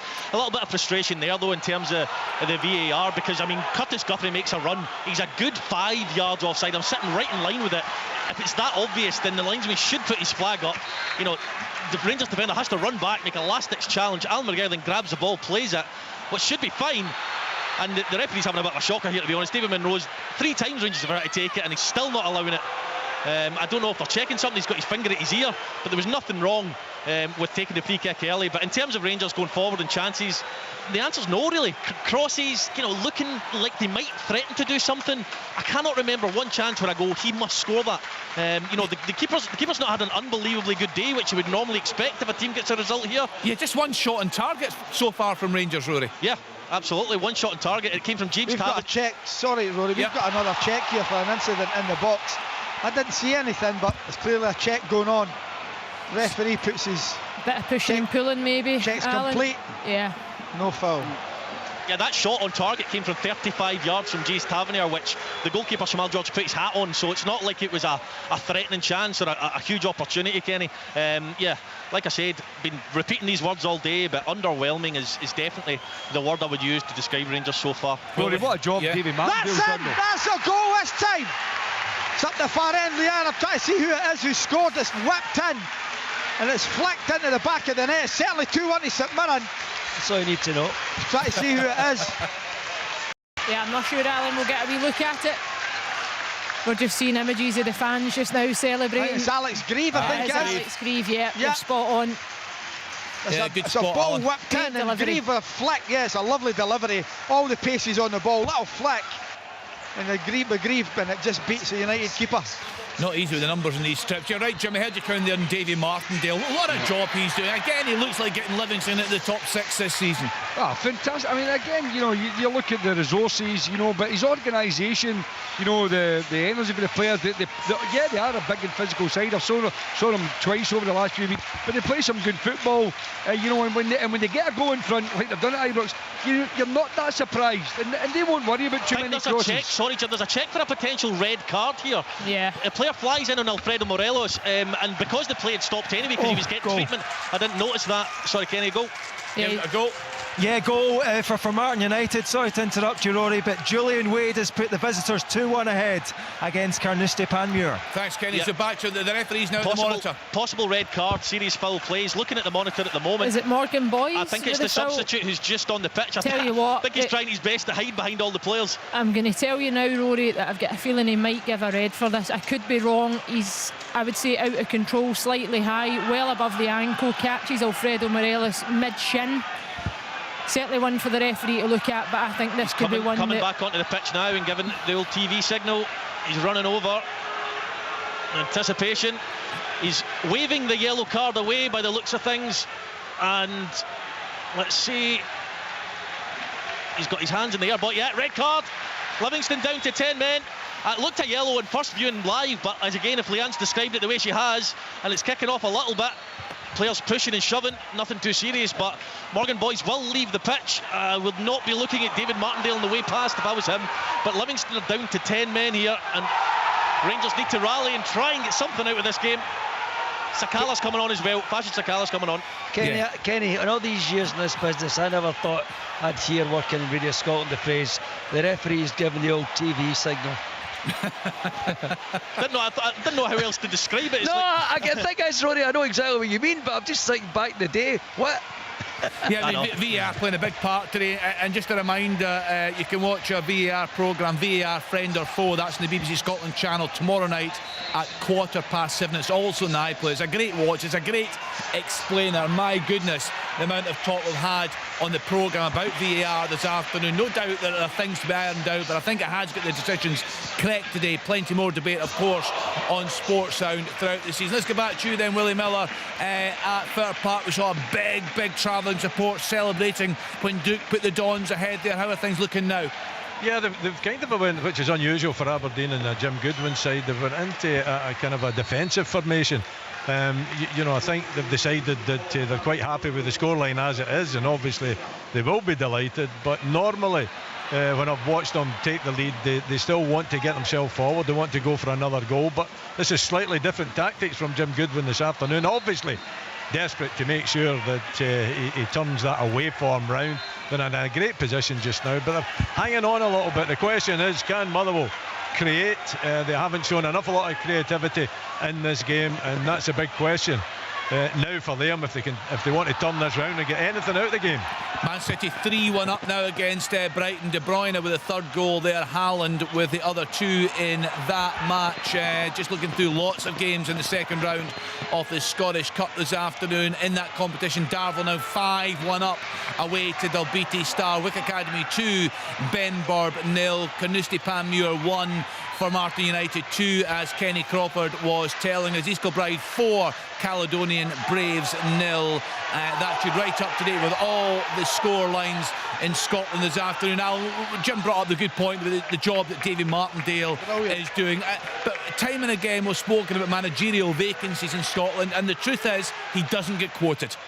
No, he doesn't, and I still think there's maybe a stigma because of his past, and that seems to be because anyone with the results that he's had over the years with the budget that he's got surely has to be mentioned for better jobs. Even in England, I think that they were saying before Scott Brown got the Fleetwood job, Davy was mentioned for that, didn't seem to get it, but he enjoys it at Livingston. It's his club, he loves it, and he's got total control of what he needs to do there, and year in and year out people will now start to not think Livingston is one of these sides that will be mentioned for to go down and get relegated, because every year they seem to outperform every single year that they do it. It's they've been brilliant, and if they make top 6 again, what an achievement, because they don't pay big wages, they don't have a big budget, but what a team spirit Davy seems to harness in there.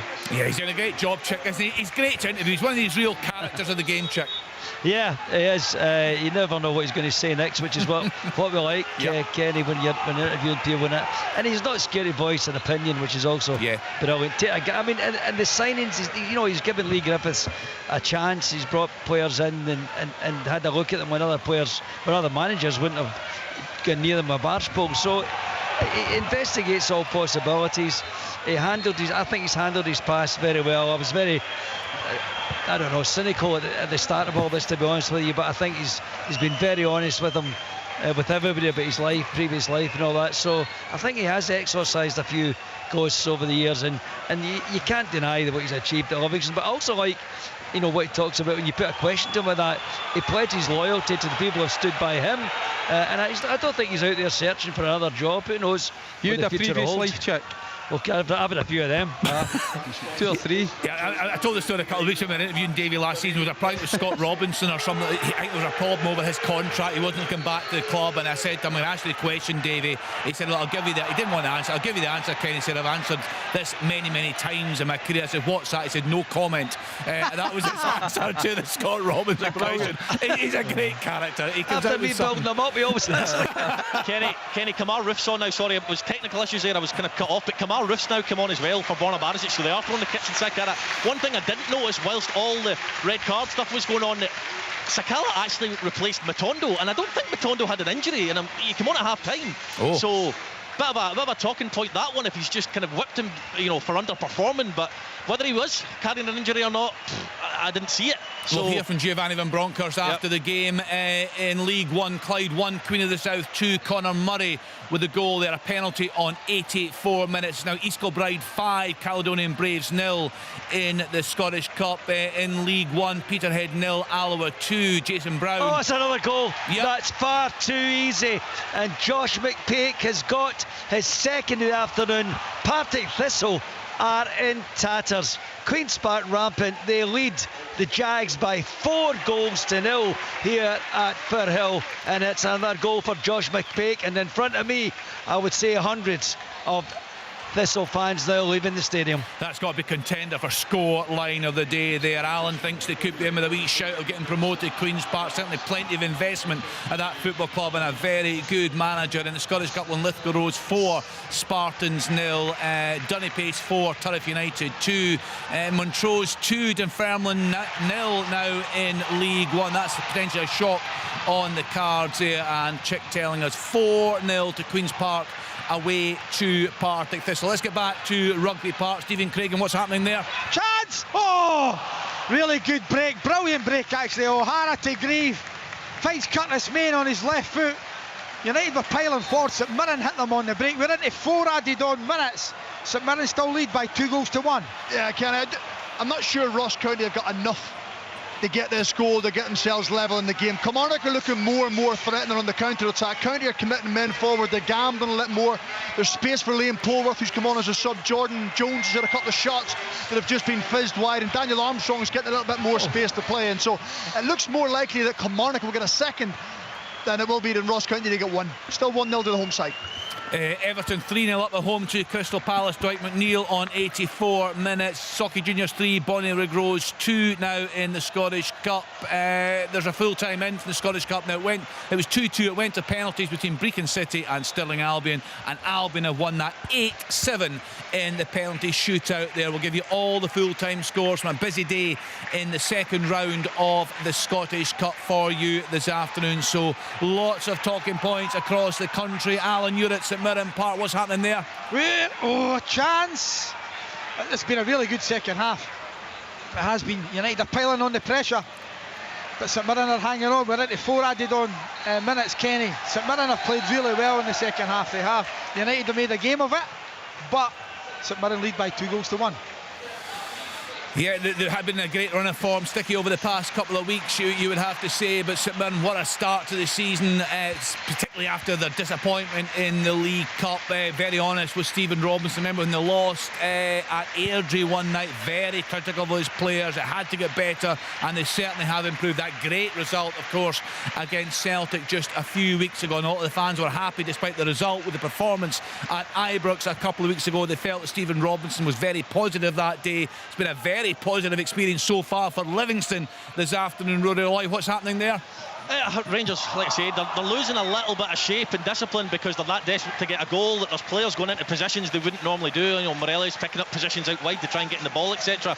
But just touching on what the guys were saying about Livingston, the biggest bit of praise you can give David Martindale is he's changed the culture and the reputation that comes with Livingston. You know, the old kind of three at the back, lump it forward, try and win seconds. They play, as Jim was saying, nice, attractive football. You really look forward to coming to watch them play. And I have to say, of course Rangers are going to dominate the ball here, but look, I think they're well worthy of their lead, I must say. They defended so well. He fancied it last week, Rory, in his interview. He said that in the next couple of games, Rangers Celtic, that he was really looking forward to them and think that he could take something from it. So well, that's reflected on his players. It's at the post. It's a ball in. The McMahon, they're trying to get someone on end. It is literally on the touchline, right in front of me, maybe 50 yards from the goal. He plays the cross in, it bounces and hits outside of the post. All the players go under the ball, and away bounces out. As things stand, United and County level on points, 9 points at the bottom of the table. The guy speaking of the job, David Martindale, is doing at Livingston. They are 5th spot in the table right now on 18 points. And as things stand, Rangers 5 points behind Celtic in the race for the title. Booed off during the week in the League Cup against Dundee. Booed off at half-time in this game, and still 1-0 down to 10-man Livingston there at Ibrox. Finished at Somerset Park 2-2, Kenny. Thanks, Jim. A good game for Jim to watch down there at Somerset Park this afternoon. It's been a good campaign, you'd have to say, for Lee Bullen and Ayr United this season. Just 3 points off the top of the table as things stand. It's very, very tight at the top. Cali Thistle a point clear of Partick Thistle and Queen's Park. Queen's Park rampant this afternoon, and Ayr United, Dundee and Morton 2 points further behind. Queen's Park are now just keeping possession of the ball to the cheers of their fans. Over 3,000 inside Firhill today, Kenny, and a lot of these Partick Thistle fans whose hopes were high early in the season have already departed the scene. And it's the Spiders fans away to my right who are cheering. That must be about 40 passes they've sung together. There's the full-time whistle. It's been a demolition job for Queen's Park. Goals, Robson, Izzy, McPake, double in the second half. St Mirren 2, Dundee United 1. Sorry, Chick, but you'll be happy. Glorious. You can cut me up any time like that. Kenny, the attendance here at Dens Park is 4,214. I think that's not bad. But that's very good. Yeah, but I don't think they've not been entertained this afternoon. As you know, I don't normally do 0-0s, but it looks like I'm getting one today. Yes, it looks that way. Socky Juniors are through to the third round of the Scottish Cup, beating Bonnyrigg Rose by 3 goals to do. Perhaps a bit of a shock in that one. Just seeing any other full-time scores coming through from the Scottish Cup. Wick Academy 2, Benburb 0. Where are we now? Another scoreline. Dalbeattie Star 1, Darville 7 in the Scottish Cup. That's you right up to date with all the goal news. What's happening in the closing stages, Willie Miller, at Fir Park? Well, it's all Motherwell, but again, lack of creativity from them. Aberdeen are dealing with any threat that they try to push forward with ease. Actually, the 3-man central defence are looking very, very comfortable. That 3 goes into a 5 as well. And although Motherwell are trying and pushing players forward, so far they haven't managed to break down the Aberdeen defence, and it looks as though the Dons are going to get a very precious 3 points in the road. Kenny, that's the final result there. It's Dundee 0, Morton 0. Frustrating watch, this one. Yes, and as Derek said, a big crowd in there. Oh, what a finish that is! John Lundstrom. Kent gets to the byline, he chips one into the box, and John Lundstrom meets it on the volley with the instep and batters it into the top corner. 7 minutes of extra time to play at Ibrox. It's Rangers 1, Livingston 1. Tell you what a finish that is, Rory. I was looking at his movement. He actually he didn't look interested at one point. He's always just watching the ball. He then just drops, maybe gives himself 7 or 8 yards. He's got his eye in it. He recognises it if maybe a second's come out, but to go and meet it flush as he does and rattle it into the top corner. Wow. Yeah, Rangers and Giovanni Van Bronckhorst badly needed that goal. Can they now go on and get the winner against 10-man Livingston at Ibrox? A late goal in the Scottish Cup, winning Rangers 1 for 2 there. That's on 89 minutes. Linlithgow Rose have beaten Spartans by 4 goals to 0. Perhaps a shock in League One. Montrose 2, Dunfermline Athletic 0. And 91st minute that comes through. That goal, that equaliser at Ibrox for John Lundstrom. What about Rugby Park? Are County pushing for the equaliser there, Stephen? Well, they're trying, Kenny, and there's plenty of effort, but this is where Derek McInnes' side come into their own. You know, they're organised, they're disciplined, they've got 3 big central defenders, they don't take any risks. When the ball bounces, they just hook it away. So this is where the experience comes in. When you can manage games, you can see out games. It's been a tough week for them, it's been a good week for them, and if they can finish with 3 points here this afternoon, I think that makes it 5 games unbeaten. So Derek McInnes will be delighted, but certainly over the piece, they've been the better side. Stennismuir 2, full East time 5-1. in the Scottish Cup at Laing Park. It's Carnoustie Panmure 1 for Martin United 2. So the Highland League side go through to the 3rd round. Well done to them. Also in the Scottish Cup, Elgin City 4, Camelon Juniors 0. That is a full time. Fraserburgh 2, Stranraer 1, and just waiting on 5 minutes or so stoppage time to go there at Ibrox, Rory? Yeah, 5 or 6 minutes still left here, Kenny. Van Bronckhorst urging them on now. Alan McGregor has been very animated in his goal all day as well, urging his centre-backs to get up the pitch, but they're attacking again here. Ryan Kent's got the ball and he's going to deliver another one in, and it comes off a defender and it's out for a corner. So yeah, 4 or 5 minutes left here, Kenny, 1 each. Yeah, real pressure then, I'm sure, on Livingston in the closing stages at Ibrox. Can they hang on for a really valuable point? What a job Davy Martindale is doing at that football club. They're also still playing at Fir Park. Willie Miller. They still are, Kenny.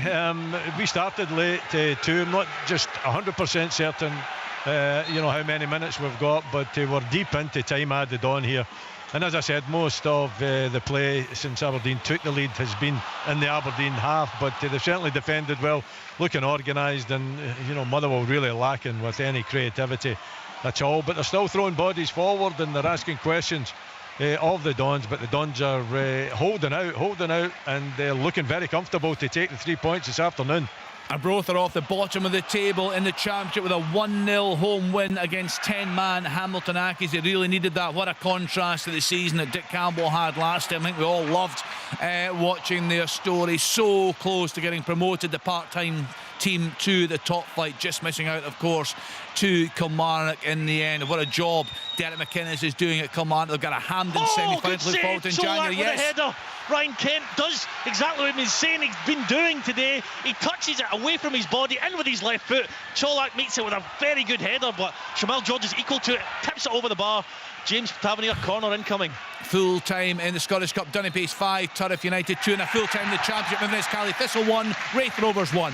Full time, Kenny here at Rugby Park. Kilmarnock 1, Ross County 0. What a week for Derek McInnes and Kilmarnock. A Hampden appearance to look forward to in January, and they're going very nice in the league. He was saying during the week he's just signed that extended deal. He is loving life at the club. He spoke at working with good people. He's enjoying his time there, and there seems to be a real connection between Derek McInnes and the fans. Extra time in the Scottish Cup. Glasgow University 1, Albion Rovers 1, so they're into extra time there. And Forfar have gone 3-1 up away to Kilwinning Rangers, also in that competition. A full-time scoreline from England: Everton 3, Crystal Palace 0, FC Edinburgh 3, Airdrie 1 in League One. Emmanuel Johnson with a third goal there in the 95th minute. Falkirk have lost at home to Kelty Hearts in League One by 3-2. Also in League One, Clyde 1, Queen of the South 2. So we're just waiting on a couple of games finishing here on Sports Sound this afternoon. Leanne, there's going to be real pressure on that Livy goal in the closing stages. Yeah, there could be, and there has been, you know, for the best part of this second half. Rangers have been throwing everything forward. Rory mentioned, you know, Kemar Roof's on the pitch, Alfredo Morelos, Cholak. It's get the ball wide, it's get deliveries into the box, but so far, you know, other than the John Lundstrom goal, Rangers have had 2 shots on target the entire game. They've had 60 odd crosses. Livingston have defended really well, but it's intense pressure now, and you know, as a player you just need to soak it up. You just hope that you can see it out, that you can do your job. Oh, he's missed it. Cholak again at the back stick. It's headed back into play from across the goals, and Cholak's at the back stick, but he heads over. That might just be enough to see Livingston leave here with a point.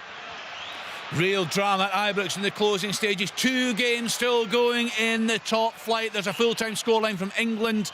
Manchester City have beaten Brighton by 3-1. A double there today for Erling Haaland. So in the top flight, Hearts 3, Celtic 4, Kilmarnock 1, Ross County 0. That's a full-time. Full-time, St Mirren 2, Dundee United 1. 2 games still going. Motherwell 1, Aberdeen 2, Rangers 1, 10-man, Livingston 1. Willie Miller, what's happening there? Full-time at Fir Park, and it's Aberdeen 2, Motherwell 1.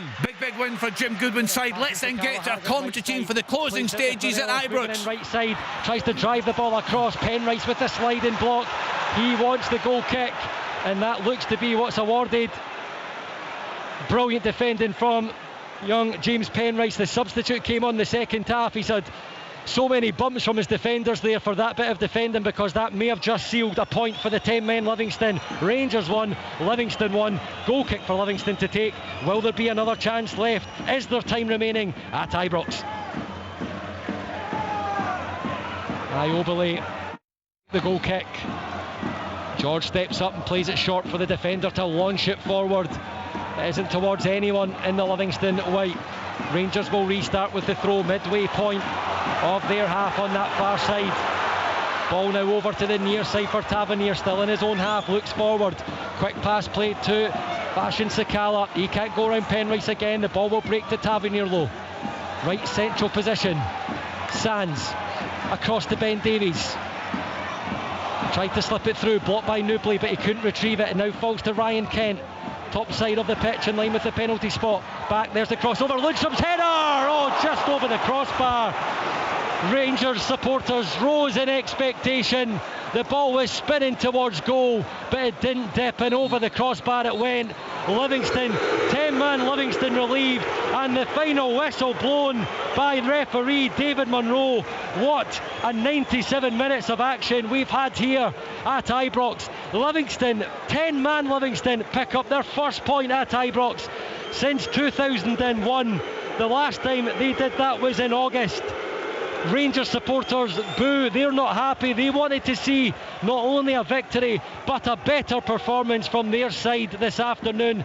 They were frustrated, Giovanni Van Bronckhorst's side, and in the end, after the red card towards Livingston and Morgan Boys, it took a 90th minute equaliser from John Lundstrom. Here's the views of Mark Haitley. Yeah, as a match winner there, dying embers of the game. Lundstrom, free header, got himself in between defenders, which, I mean, we've not said that a lot this game, but I think 1-1 is a fair reflection on the game. I thought Livingston started the game tremendously well organised, played with the banks of the 5 and a 5, but you know, it was a game plan. They got their goal, they defended the game, defended that goal, to a man up to the sending off, where this is the VAR situation now. The referee gives a yellow card, it reflects back to VAR, change that, take a player off, and it brings Rangers into the game. But this is 15-20 minutes left of the game. So you would say, Rangers could have won the game. Last header of the ball, should have scored, should have hit the target. But I think, all in all, I think Livingston worthy of that point.